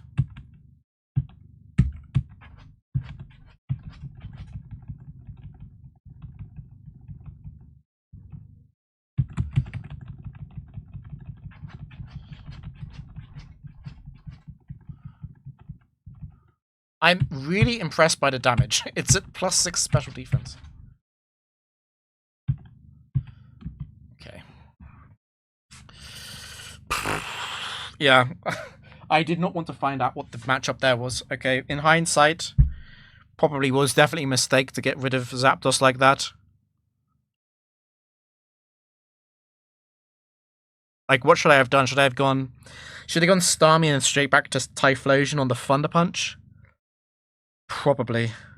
Because I get the healing on Zapdos if Typhlosion does get paralyzed. Get the healing from leftovers.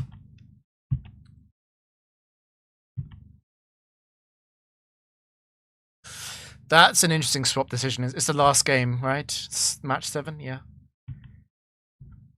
No type. Okay. So it can't be Blissey in the next match. I also can't be Gengar, which is also good.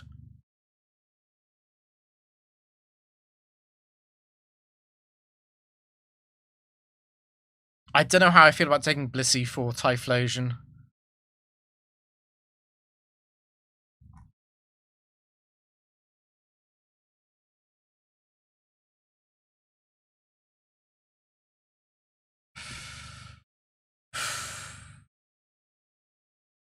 The safety of being much, much faster.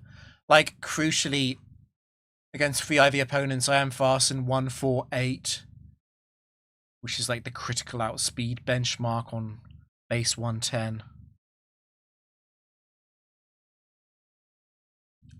I do have to overheat quite a lot of things, but I don't know, if Blissey 4 gets crit, or flinched or something on attempted counter, that's really bad. And there's plenty of things that wall Ice Beam. I think Blissey is a better Pokemon, but I think Zapdos and Starmie are so good that maybe I'm safer just having a fast Pokemon to help knock things out. Yeah, I'm a little... The dragon thing has been a problem the whole round. Like, I was lucky that that Salamence appeared in the lead slot and not in the back.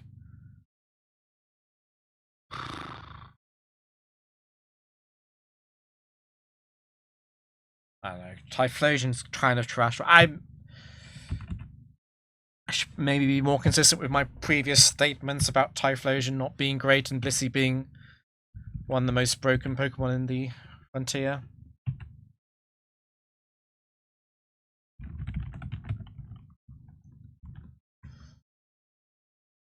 Particularly when I got 2 Pokemon that resist fighting, right? It's just pretty obvious, isn't it? Like, I'm not great into, like, Oko sets, but it's the last match and it's not a high-risk quote. I think I do go for it.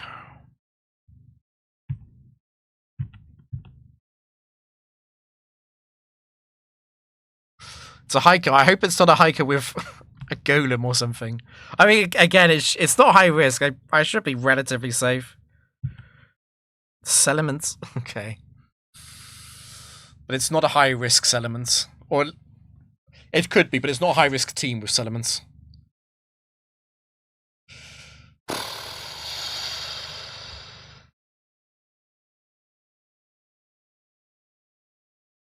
After all Typhlosion's done for us, we abandon him. I think I'm fine with it. I'm a bit tempted to go substitute. Settlement 6 is the prediction. The one I'm scared of is obviously 4 or 5.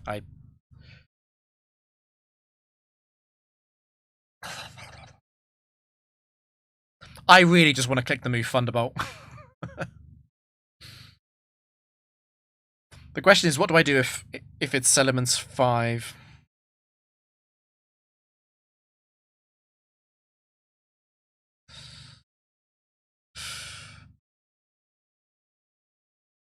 Elements 5 is so awkward. I think I do actually have to... I probably do have to Thunderwave, actually. It's not great. I'm not that concerned about 6. And against Element 7 I have Blissey. I would be risking the Brick Break crit.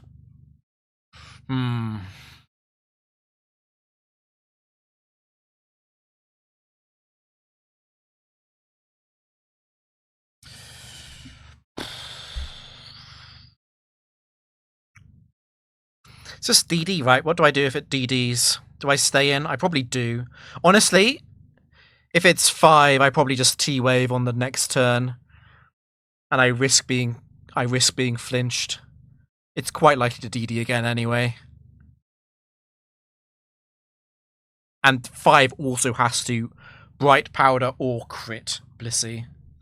I think I do just Thunderbolt.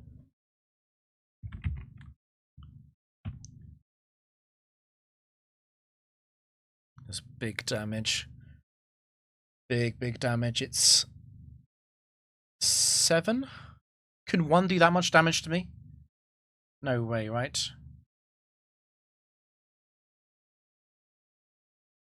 Let's check quickly.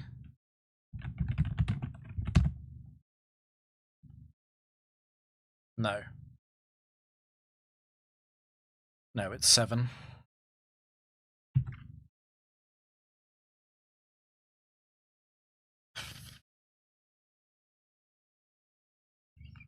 I could put Starmie in. I don't see a reason to do it, though. I'd rather lead off with the T-Waver, and I have the Leftovers healing to benefit from as well. The classic Solomon's Altaria on no type. Okay. It's a bit more likely to be 4. Super effective switching. I'm very aware of Altaria 3, though. I think I might actually substitute.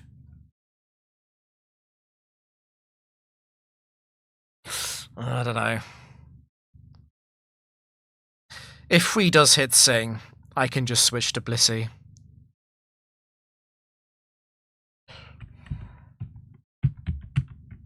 I mean, it's quite unlikely to be Serene Grace, right? Because, yeah, it's natural cure.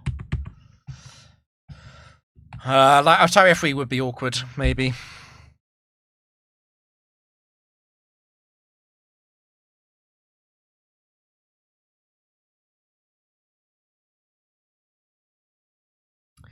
I'm gonna substitute.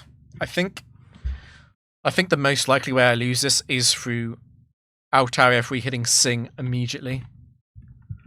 I'm happy to play poorly into 1, 2, and 4.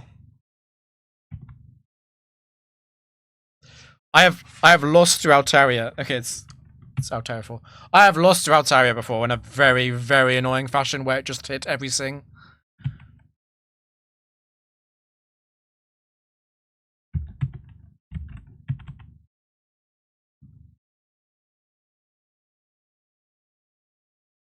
I was half expecting that.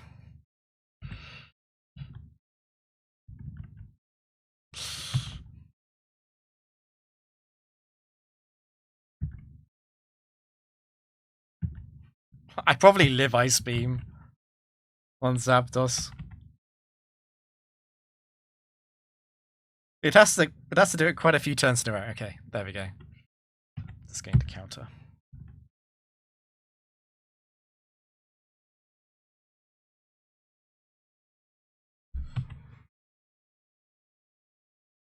Ugh. Oh, that could be bad, actually.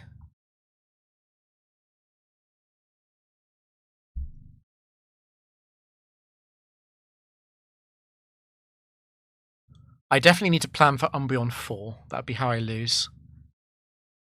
It might be better to stay in against Umbreon 4. At least until it's toxic. If I can get Zapdos in on not toxic, I'm hugely likely to win.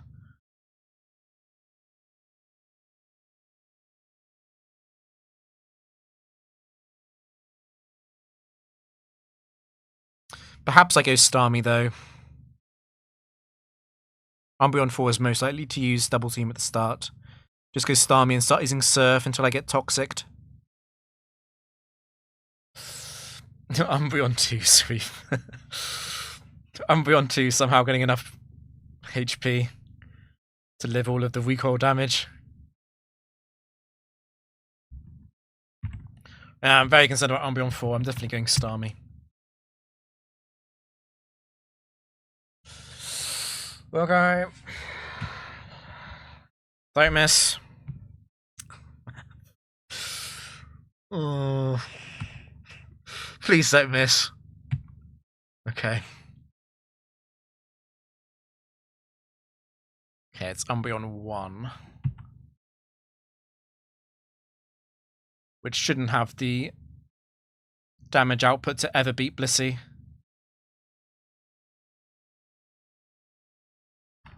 Should I actually go...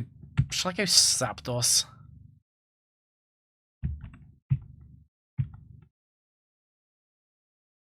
It does hit Confuse very instantly, that's fine, I'll go back. I don't need Starmie and Zapdos alive.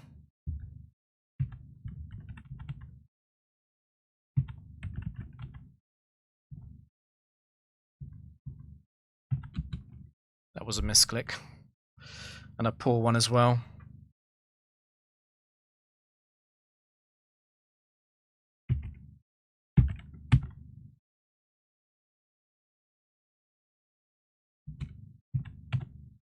Okay. Terrible final game. Terrible.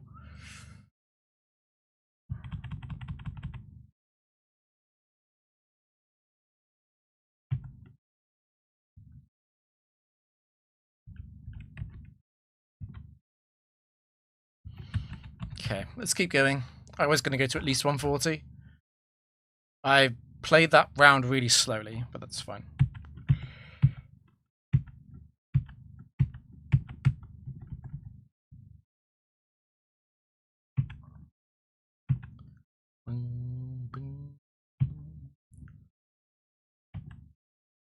Okay, the classic. Please give me a special Ment. Hardy. I mean, it's okay. It's still a Salamence. It's still a Salamence. It's fine. Left press 6. Okay. Not bad. It gets a lot worse in these, and it's not a Noland round. Okay.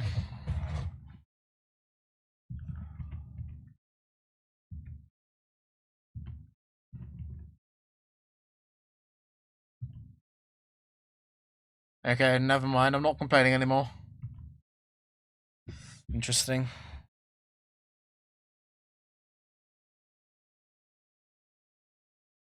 My gut reaction is Ment, Vaporeon, Swampert. Possibly Vaporeon leading as well. I do like the Protect lead option, but Salamence fainting makes me a bit nervous about Sceptile. I don't think it would ever be Rhydon. or lap rats. It would be aero if it was another thing.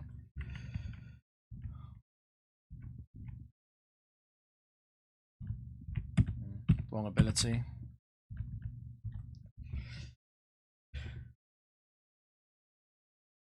My goat Swampert. Swampert 4 is very good. It's like a constructed Pokemon. It's a Pokemon you'd actually bring yourself. It doesn't have the greatest investment in EVs, but that's fine.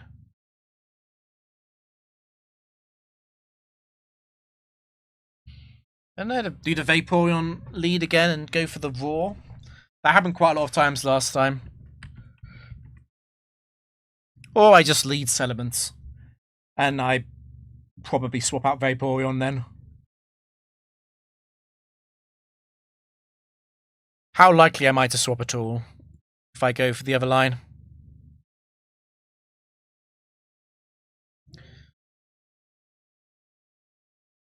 I think I'm going Vaporeon Swampert Salamence. I don't like Aero that much.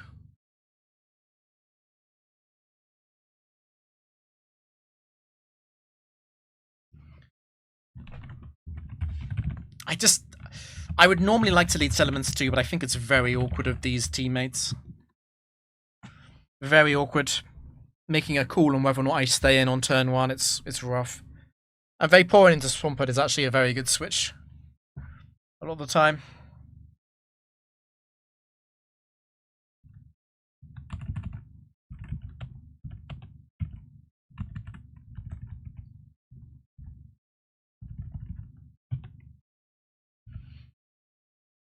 Many Ultra Threats? No. You can always get Horn Drilled and stuff, right? The worst thing that could happen is probably Vaporeon getting haxed. And then Salamence 2 is it's a bit wet sometimes.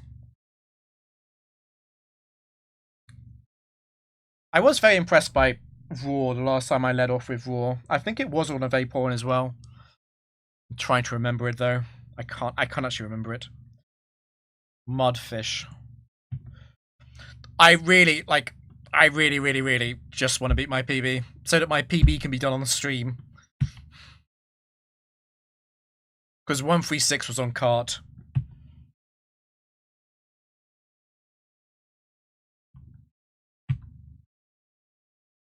Okay, it's not high risk, so it's not 8. I think I am just staying in. And I don't think I'm ever using Roar. I'm just going to Surf. The incredibly cursed line would be Machamp free Quick Claw Cross Drop Crit.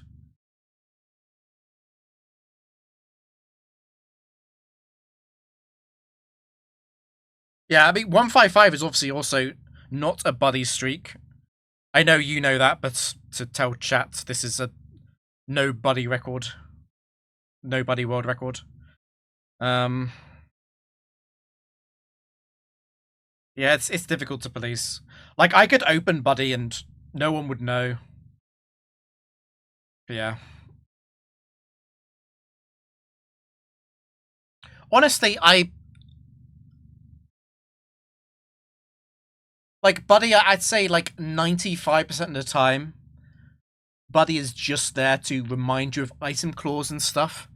And then like the last 5% of the time, it sometimes is incredibly helpful. It can catch things that you can miss. Not things you would miss when you were thinking about it, but like there's like little interactions which you don't think of immediately, and it will find it before you do. Anyway, I really think I just Surf.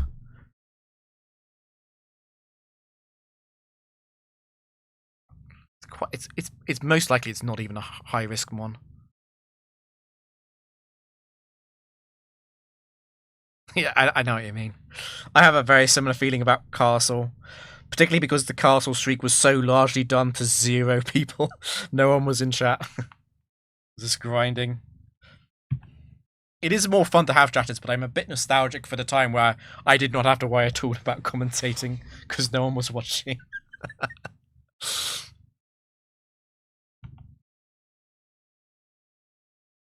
Ooh. We did not do much. Is that Machamp 2?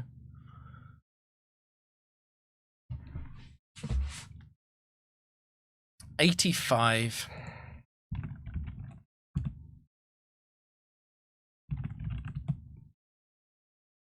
What do I need to check? Let's check Machamp 3 actually. That would be sensible.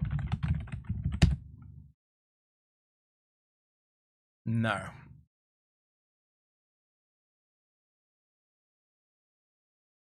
It has to be Machamp 2. It has to be. Nothing else can do such little damage. I have entered that right in the calc, right? Yeah.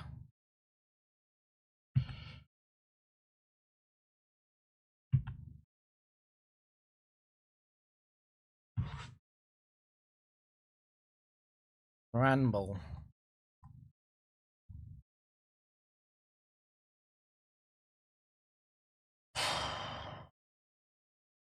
Can't be 2. That's already high risk. I know it was Machamp 2, so it can actually be... It can be Gramble 3.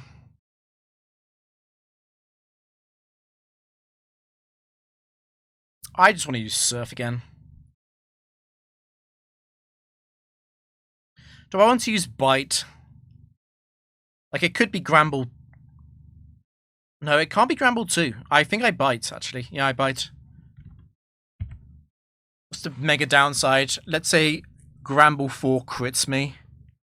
How sad am I that I didn't use Surf? Not that sad, because I can just Surf again with Swampert.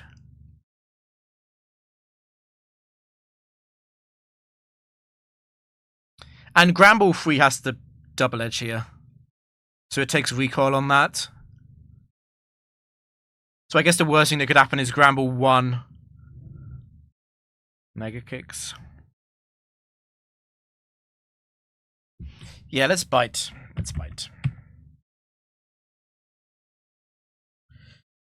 Easy. Okay.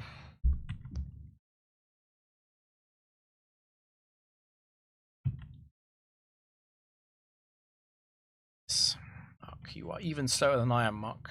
Base 50 and base 65. Got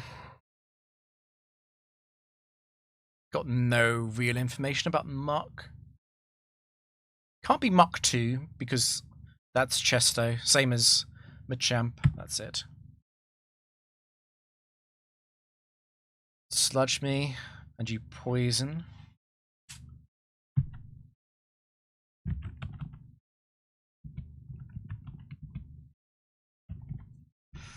I'm not taking any of those.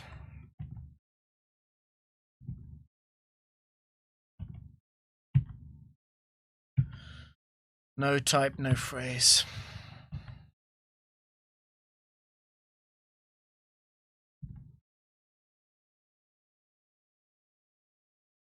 Kindra Andre.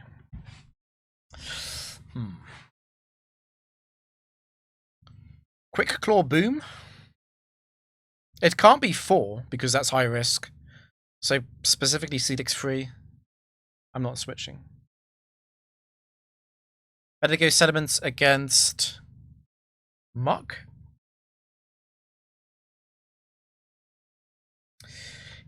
It's at -1, right?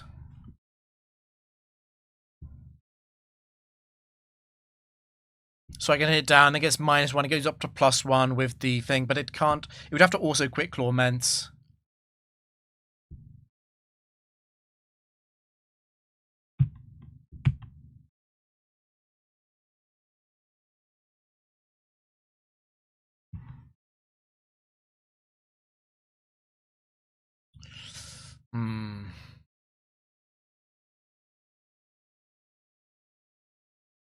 No information on Steelix.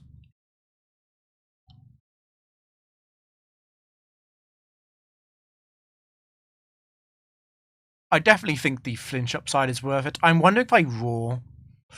It's my major, because it's either Bite or Roar, I think.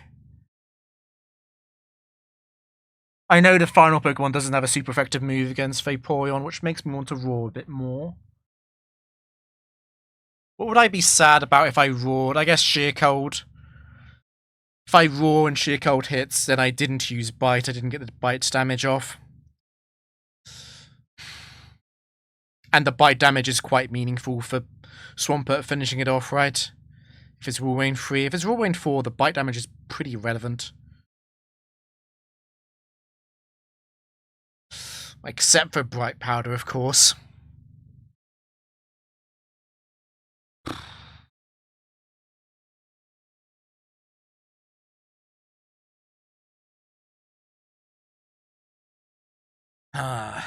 And Woolwain 2 would probably curse, and Woolwain 1 would protect or hail, and yeah, it really is just sheer cold. Or Fissure.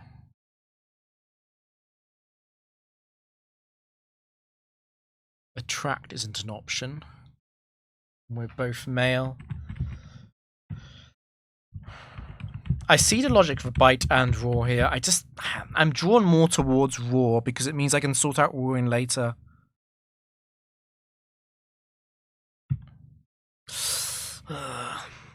Okay.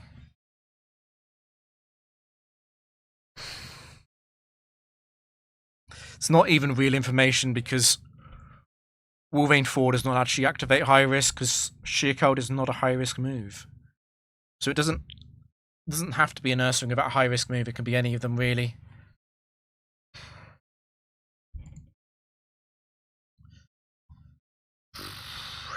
It is very tempting to go Settlements. But I think I just surf. I don't think I bite, I think I surf.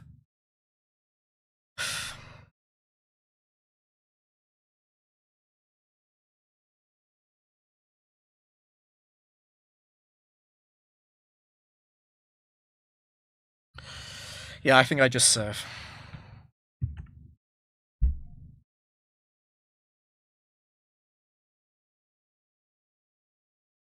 Okay. It's banned. I'm surprised it actually killed. Okay. Doesn't really matter who I send out first. I want the Pokemon that does the more damage. I want to do more damage to Walrein to encourage the use of... it doesn't matter. It really doesn't matter, actually, does it?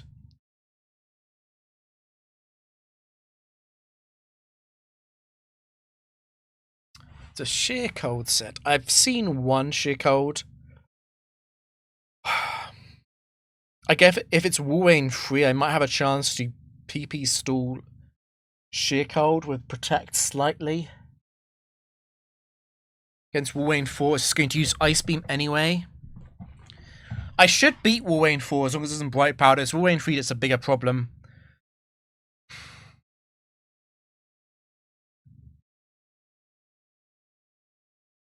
It's not helpful though because Sheer Cold and Fissure both stay at +0. So PP stalling Sheer Cold for Swampert does not help. In fact, isn't it therefore better to go Swampert first? Go Swampert first because it might waste Sheer Cold PP on Swampert. And if it wastes 2 or 3, I could potentially just protect and run it out of Sheer Cold.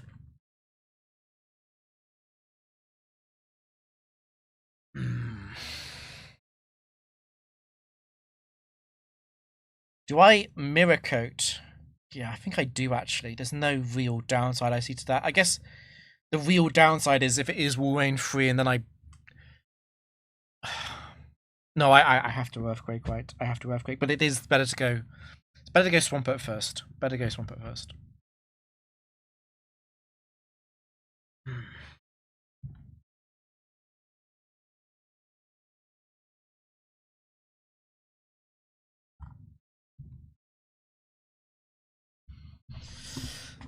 I think I Earthquake.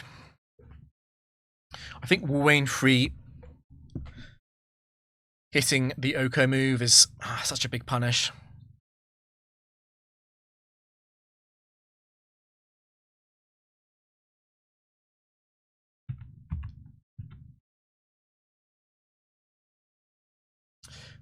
Okay. Surely that's free. There's no way 4 does that little damage with Surf, right?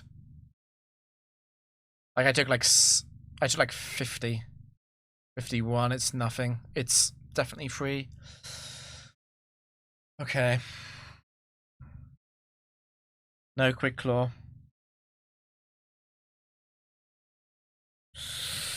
Yeah.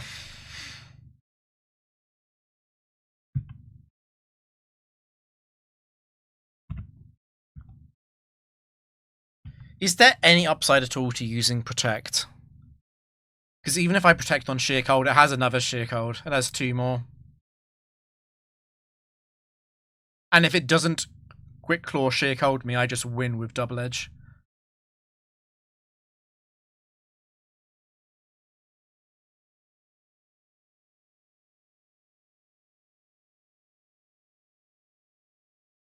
Tower Docks got used. I think I just lose to I guess it could also Quick Claw Attract. So I lose to Quick Claw Attract into Sheer Cold, and I lose to Quick Claw Sheer Cold. And I think it's just as simple as that. I think there's any upside to using Protect, right?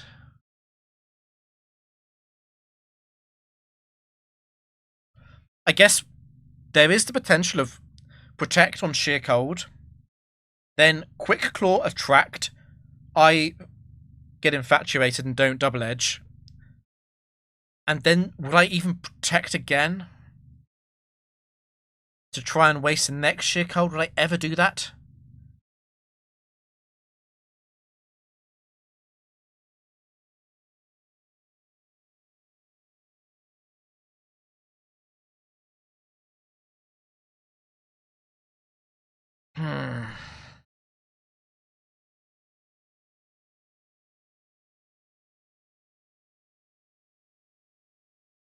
It kind of makes sense, right?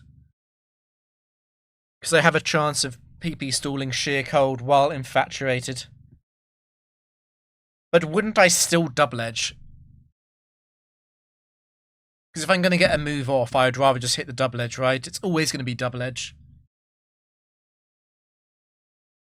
I guess Sheer Cold Protect, Attract, Infatuation, Sheer Cold miss Infatuation, and on that last turn, I would Protect, because then I have a way to win, even if it Quick Claw Sheer Colds on the final turn, because I can Protect on it. So it is slightly better to Protect first. Very, very slightly better. Just because I might be able to PP stall it. Even though I'd be going for a Double Edge on the second turn anyway. And it only works if this is Sheer Cold and not Attract.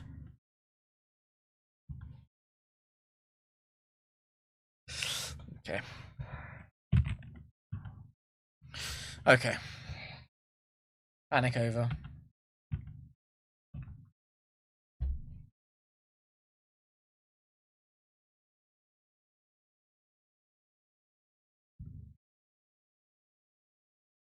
Normal.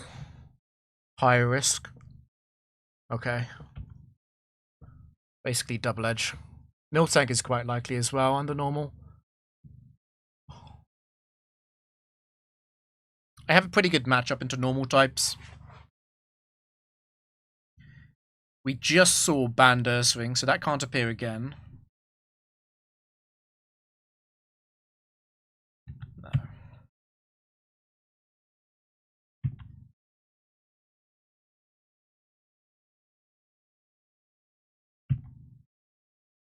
Buzz. Surely I switch against Buzz.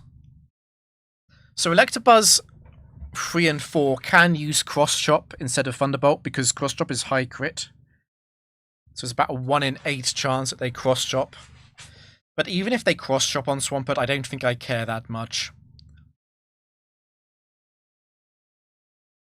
Thanks, Duogenaire. Yeah, I think the upside of switching is very high. And Buzz 2, is Buzz 2 broken on weather? It doesn't matter too much. In fact, I kind of wanted to use Rain. Yeah. So Buzz 2 is always going to Rain Dance. And Buzz 2 is also partially high risk, so it's quite likely. I think I go Swampert. I think it's quite clear.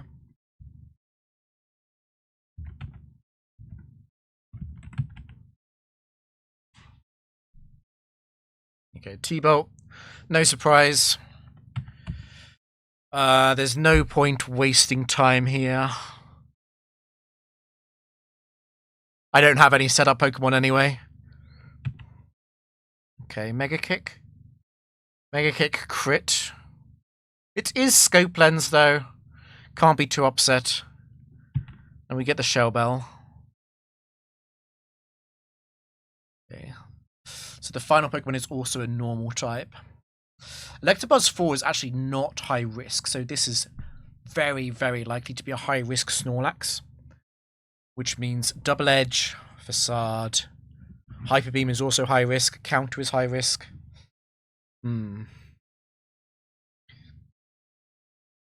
Let's double check the counter AI. It's all about the user, right? It's never about the opponent. I just used Earthquake, though.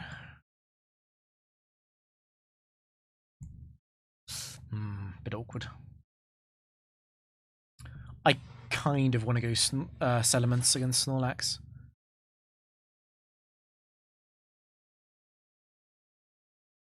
There is the highly, highly cursed potential of Snorlax 8 drumming, though. I think I might have to stay in because of that.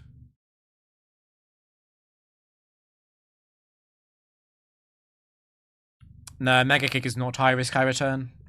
It's a little bit random what the high risk, high return moves are, but yeah, it generally it has to be some kind of weird secondary effect, or it has to have a chance to like have some kind of negative effect, like recoil or recharge, or dropping special attack like Overheat does.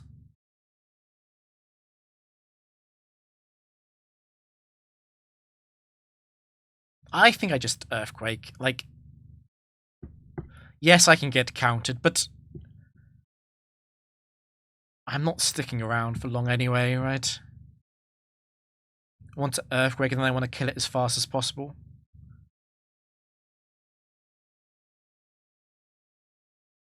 I want to make Snorlax 2 use... It's very unlikely to be Snorlax 2, though. It's incredibly unlikely. It's actually 8 that scares me the most. Snorlax 8.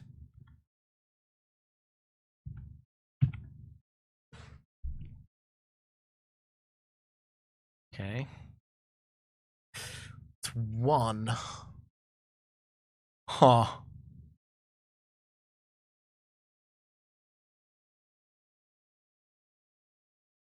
I'm considering going Salamence just to intimidate it, but I think that's wrong. I think I should just stay in an Earthquake. Get it as low as possible, as fast as possible. The final one is a normal type. I probably don't need Swampert to be healthy at all for it.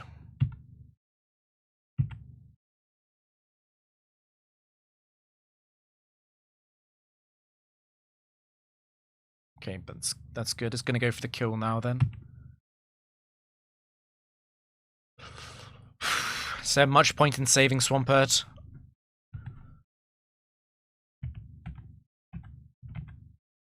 Yeah, I'm quiet. I don't see the point in saving myself here. The threatening normal types with Snorlax out of the way, they're pretty much all fast. I mean, there's Blissey, but I have Salamence.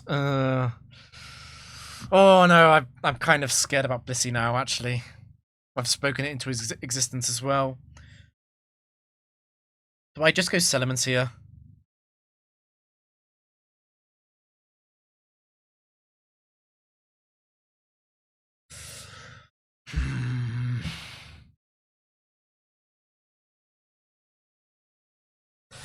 I'm gonna go Salamence. I'm pretty scared of Blissey, actually. If I miss. Okay.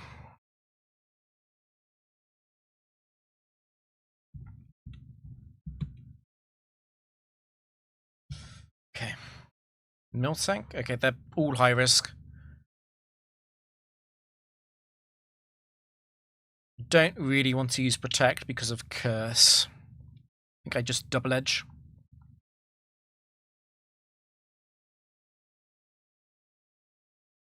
I could Crunch.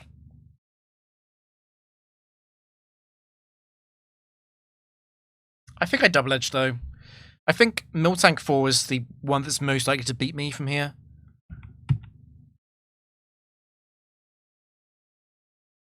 Okay, that's fine. I'm just going to surf you. Actually, I'm in Torrent as well.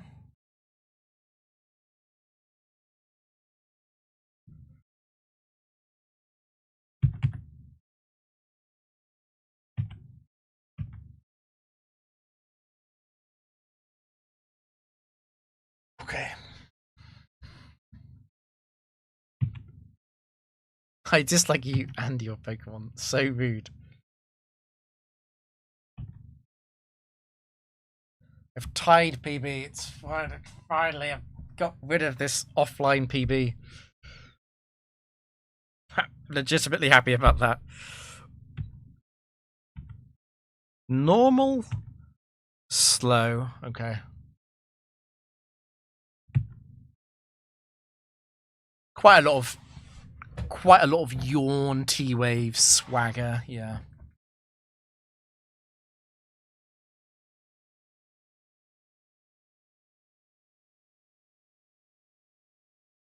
I'm thinking a little bit about... Thanks, Riku. I'm thinking a little bit about Snorlax. Snorlax 1 is slightly interesting. The issue is I don't want to lead Snorlax 1. And I don't want to lose Salamence or Swampert. So no, I don't actually think I'm going to take it.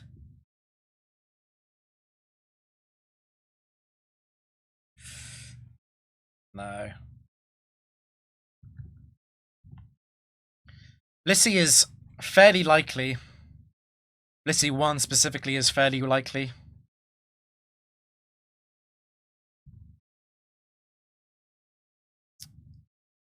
Okay. So there's Yawn, Swagger, Yawn. That's it. No, another Yawn on 4.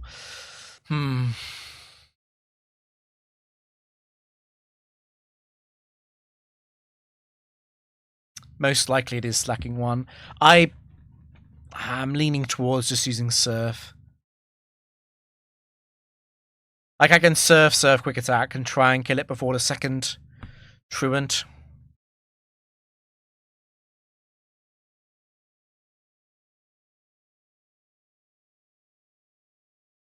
And I don't want to switch to Salamence. I don't want to switch Salamence in on a Thunderbolt or a Mega Kick.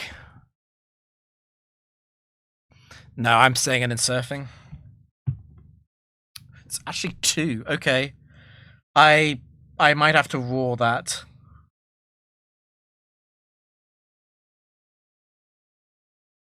Nothing really wants to take a Mega Kick. Okay. Slacking 2.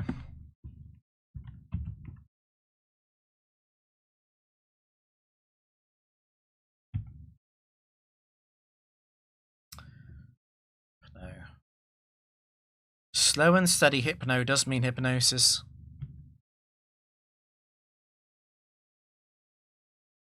I think I just have to Surf so I can finish it off with Earthquake.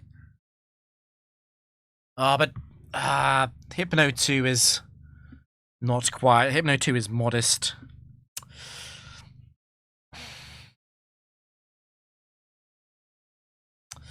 Should I Bite? Surf does so much more damage than Bite does.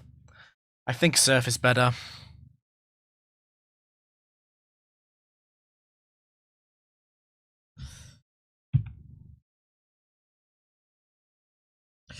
Okay. I mean, we did a lot. I think I am switching.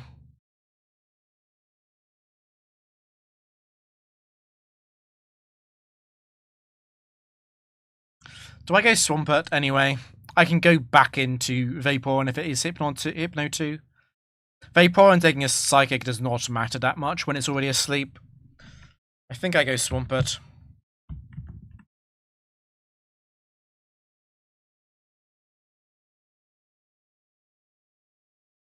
I don't want to get hit by a Thunder Punch into Salamence, and I don't love staying in.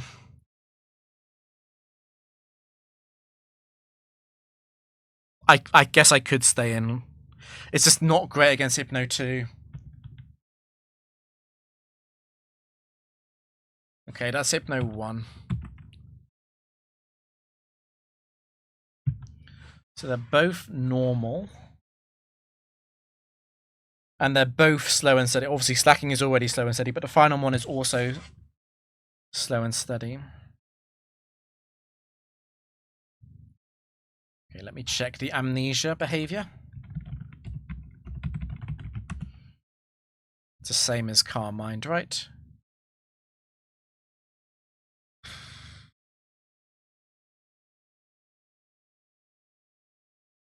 Okay.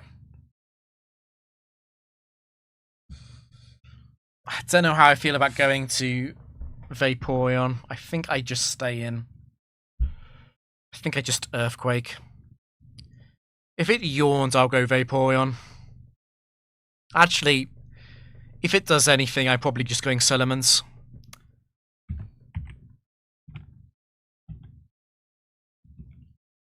Yeah.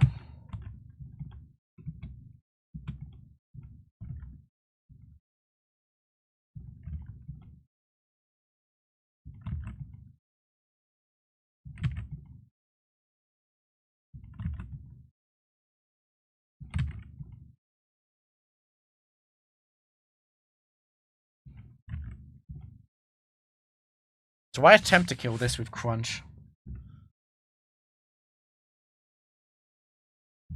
Let's try and kill it with Swagger, actually. I feel like that's probably more consistent.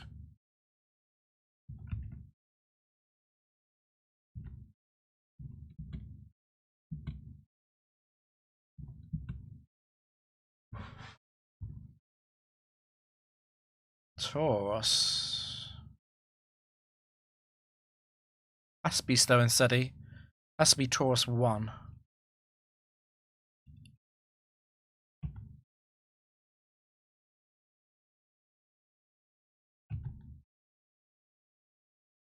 I think I just sack Vape to get an Intimidate off.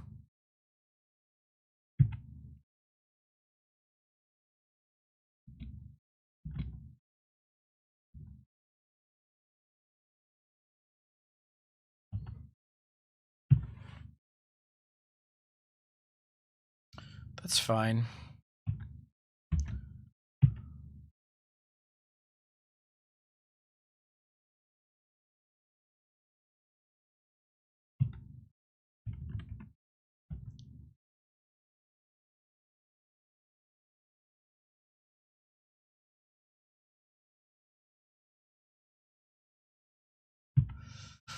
Do I Crunch? Doesn't make much of a difference, right?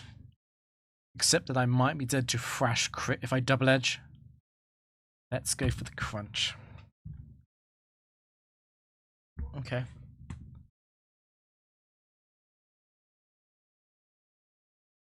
That did a lot. Do I want to switch? I don't think I do. Swampert is incredibly likely to beat this.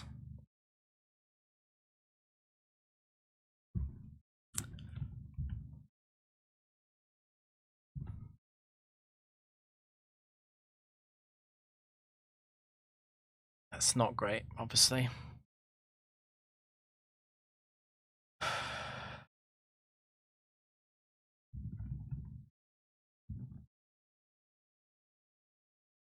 Oh, there's no way I lose on 136 again, right?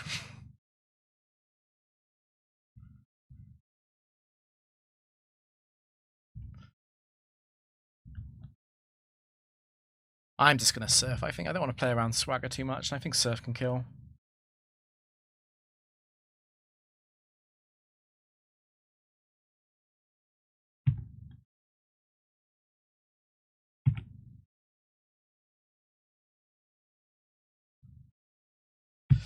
Okay. So much for my invincible attack. Yeah.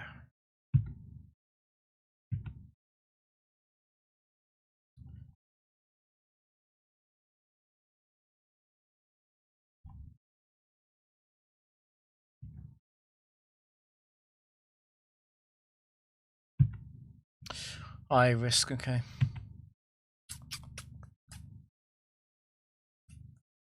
Can't really take anything though. Taurus 1, I don't like leading Taurus 1 very much.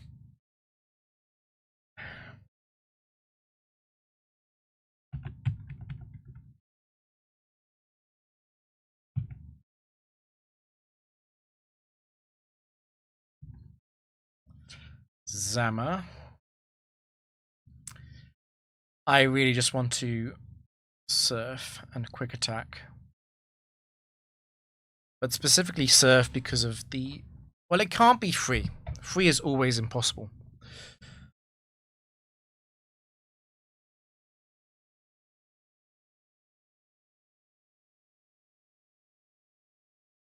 Yeah, I'm always using surf here.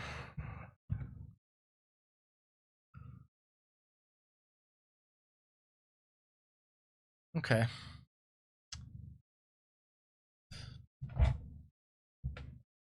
Let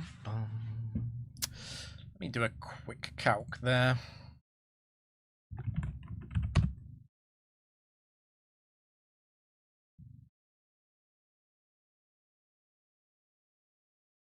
Yeah, I'm not sure quick attack will even guarantee 2-shot, so I don't think I'll go for it. I'm just going to go for surf again. It can do a resist switch, so I do have to bite actually. Water absorb and resist switches are both possible here. Bite is better than surf.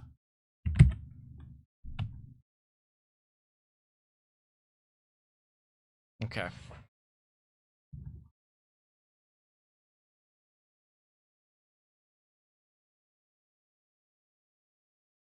So it's 2 or 4 based on high risk. The fact that 2 is threatening a focus punch means I do have to use surf. Okay, quick claw double edge. And it's sturdy, not rockhead. And explode. So it's got to be a high risk one, which means it's got to be 2, 3, or 4. And I'm faster, so it's not free. And we crit. Okay.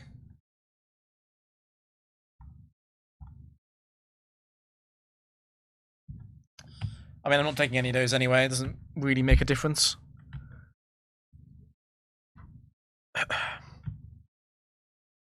Psychic? I'm okay into Lattes.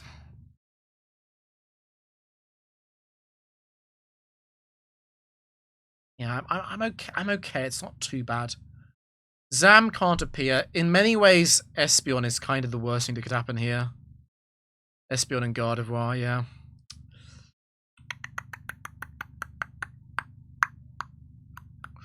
I'm okay against Metagross.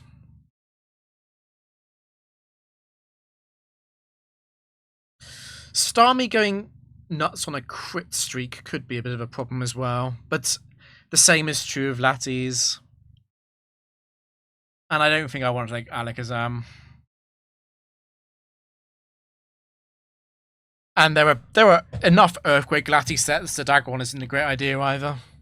I'm going to stick.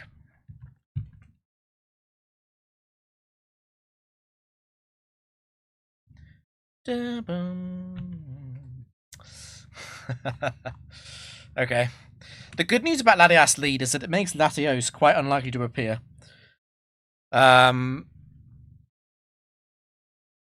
You think shiny Dusclops? People are on the lookout. I'm really thinking I just bite. Because I think against Latias 2 and 3, I can bite, quick attack, and beat them. The bad one would be Latias 1, but Latias 1 I'd always be revenge killing with Settlements anyway. Latias 4 is whatever. Latias 5 is the problem, right? But against Latias 5, again, I'm just revenge killing with Settlements. Latias 5 can't recover while it's fastened Vaporeon. Yeah, and the rest of them are fine. So it's 1 and 5 are the bad ones. I could roar. I probably would roar against Latias 5, actually. I probably would, yeah. So the real bad one is actually just 1. And 1 will just Thunderbolt here. 1 is worse than 2 and 3 because 1 has HP investment as well. Yeah, it's Mist Ball. 45. The special attack drop is actually a bit annoying.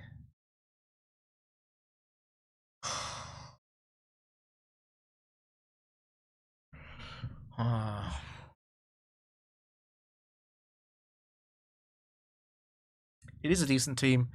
The Mistbill special attack drop is actually very annoying. I don't really want to use Yawn. I mean, Roar, though. I think I just Bite again. It should waste time with Charm and Reflect fairly often.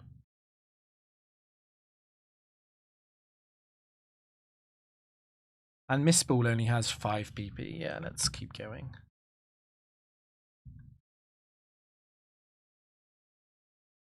The double drop kind of sucks. I mean, it is quite likely, of course.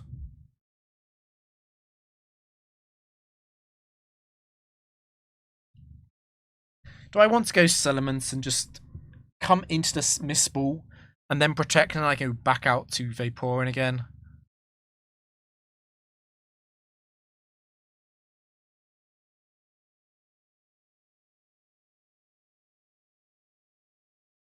I'm not sure. It's awkward, right? It's awkward either way.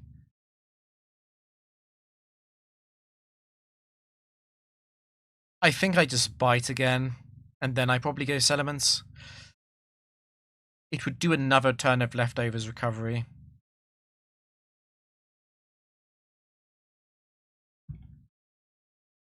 Don't drop me again. Jesus. 1 in 8. I can't actually switch then, can I? It's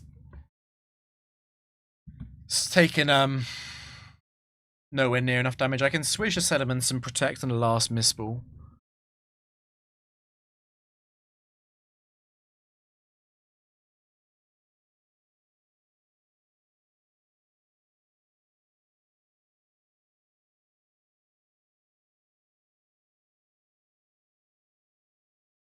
Keeps Vaporeon alive. Vaporeon is like decently fast. I think it's probably worth it.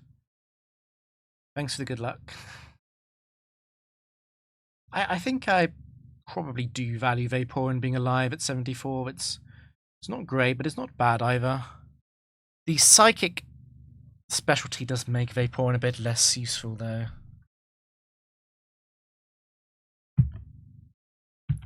Feels better. Just the punishment here would be a Mist Ball crit.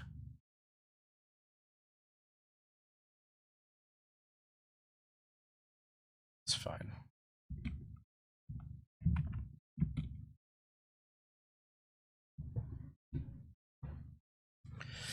It should waste quite a bit of time now. Reflect should only trigger under 50, right? Yes.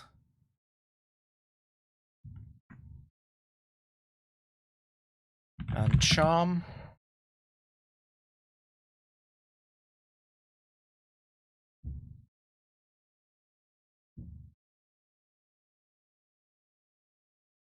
Okay, Charm is actually quite unlikely to happen after dealing damage.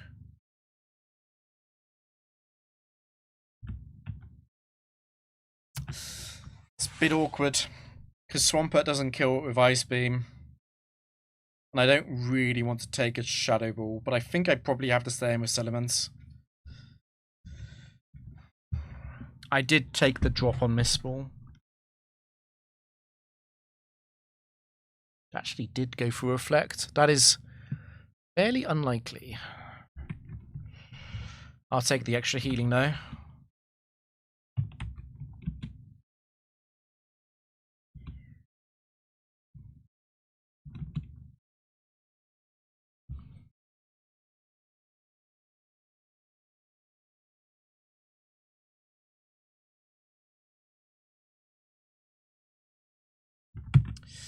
think I'm going Vaporeon.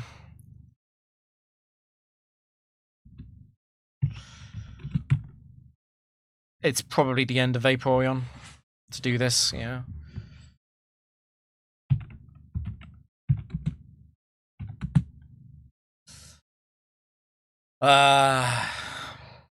That's not what I wanted to see.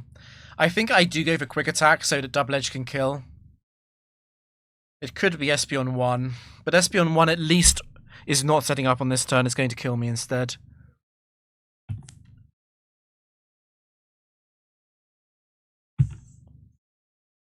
Ooh, huge crit.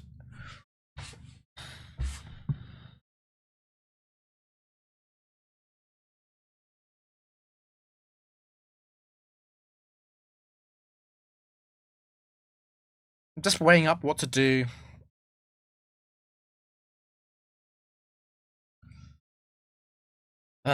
Weighing up what to do. They're both dead to crit.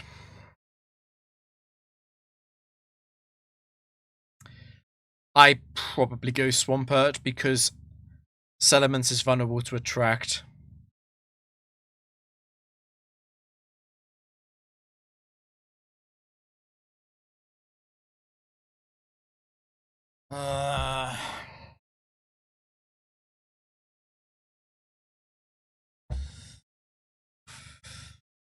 I don't know how I feel about Swampert taking damage when the last Pokemon could easily have Ice Punch, though.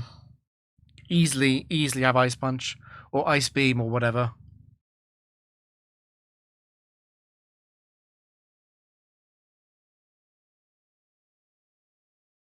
I think I should play what's in front of me, though. Espeon 3 and 4 both very real threats. For half a second I thought that crit. Okay.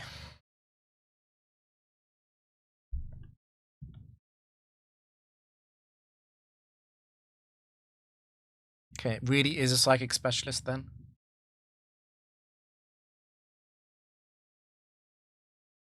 Endurance, slow, and prep. Don't know anything about it then. Could be any Hypno. Right. If it was Espeon 3, it can't be Hypno 3 or 4, so it's a bit more likely to be Hypno 1 or 2, I guess.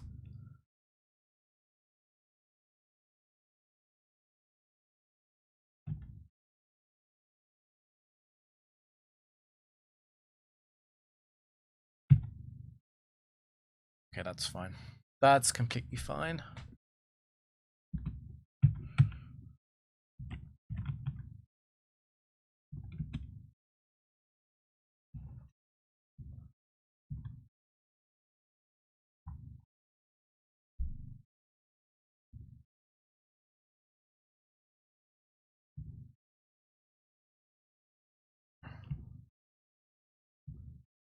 No type, high risk. Okay. So there was Latias 4. I don't think I'm ever leading Latias 4. It's Espeon 3 or 4.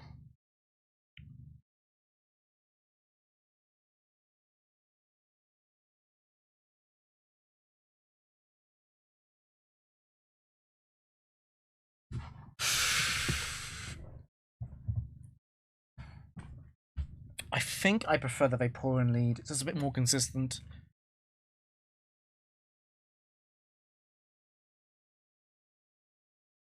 I looked across at the overlay and it was and Heracross just was there and I was like, oh no. Okay. I don't think I'm swapping for any of those. I was impressed by the Mistball special attack drops. I dive below the surf. Okay.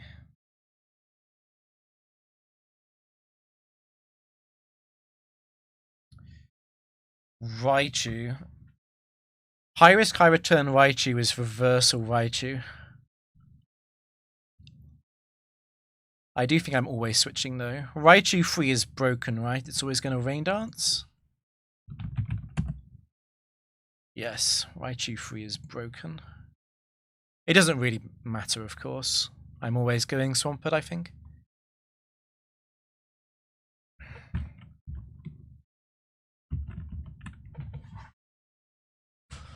Okay. That's fine. I'll have plenty of attempts to kill you. I would like to kill you before light screen, but I don't want to waste time.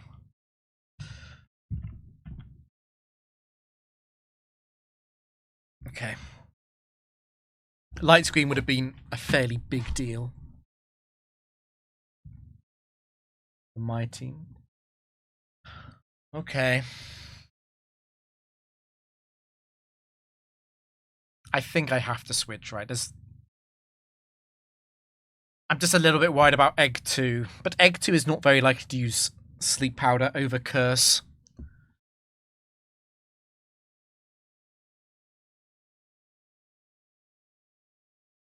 It's not Egg 4 because of Bright Powder on Raichu. Yeah. And High Risk does suggest Egg 3.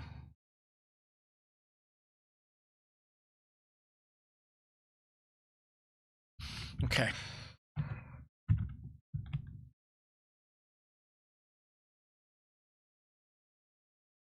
Okay. So Raichu and Egg. There won't be another grass type on the team.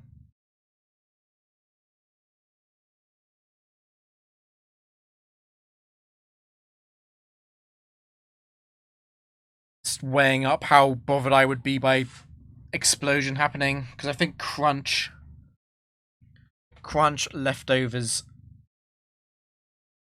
Leech Seed, Crunch. I'm not sure about that. There's no more grass. I have to go for it, I think. I don't think the Protect line makes much sense.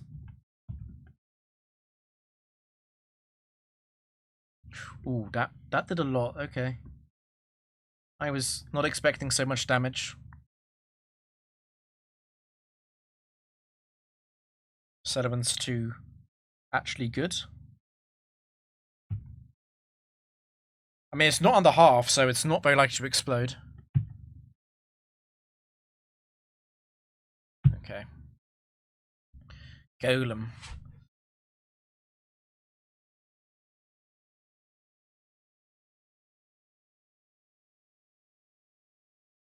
So, like, Quick Claw, Earthquake crit into Vaporeon. Into a Quick Claw, Earthquake crit again. Any other way that I could lose? Intimidate is actually completely pointless here, because it really is only double crit on the other two.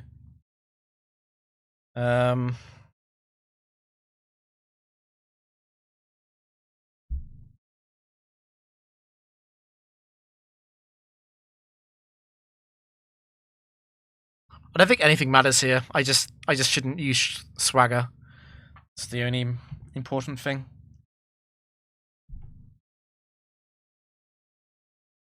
That won't matter. That might. Okay.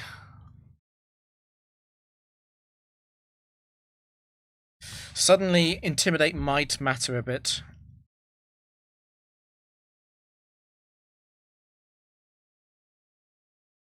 Swagger for content.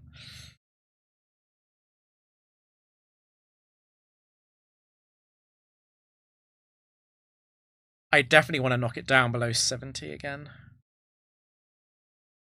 It's going to Focus Punch me, I know.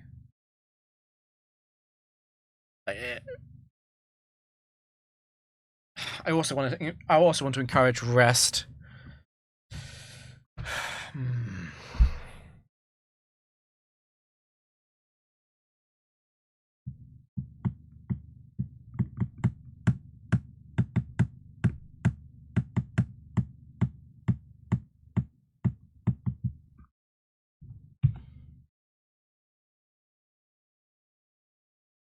It's not what I wanted to see. It's going to rest next turn then.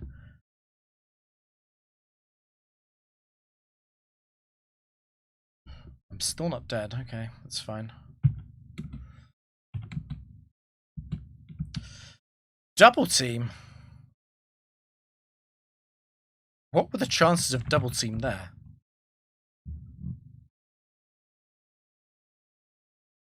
What the hell?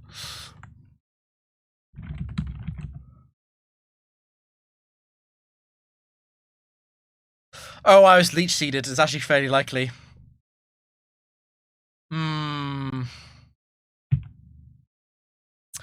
This doesn't feel right to switch. It doesn't massively matter what I do. Yeah, leech seed makes it quite a lot more likely, actually. It just has to dodge everything. Yeah, okay. I'm still not sure if I even would have switched, though.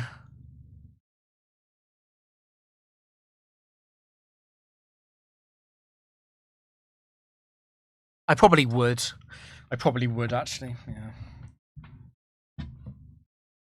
I thought I was in focus punch range, but I resisted, right? So it can tie at +3 because it was leech seeded. Focus punch was fairly likely still.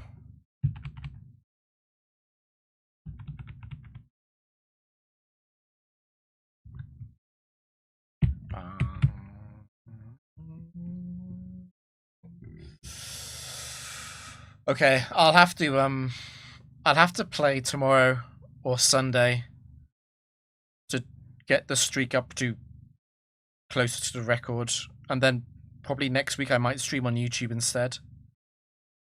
Next week I'll also be streaming Pike to YouTube, and that's it. Yeah, that's it.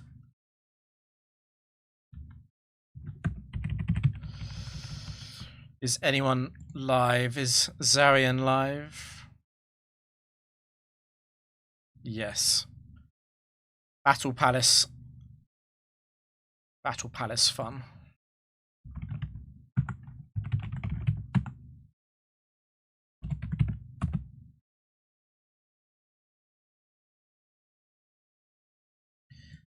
I don't know if I'll actually make a highlight of this VOD. Like, this VOD was fairly on track. Yeah, I might just upload this VOD in its entirety for simplicity's sake. But thanks for watching, everyone. I will be live sometime tomorrow. Probably. Well, I'll probably be live about 10 hours from now. Yeah, thanks for watching.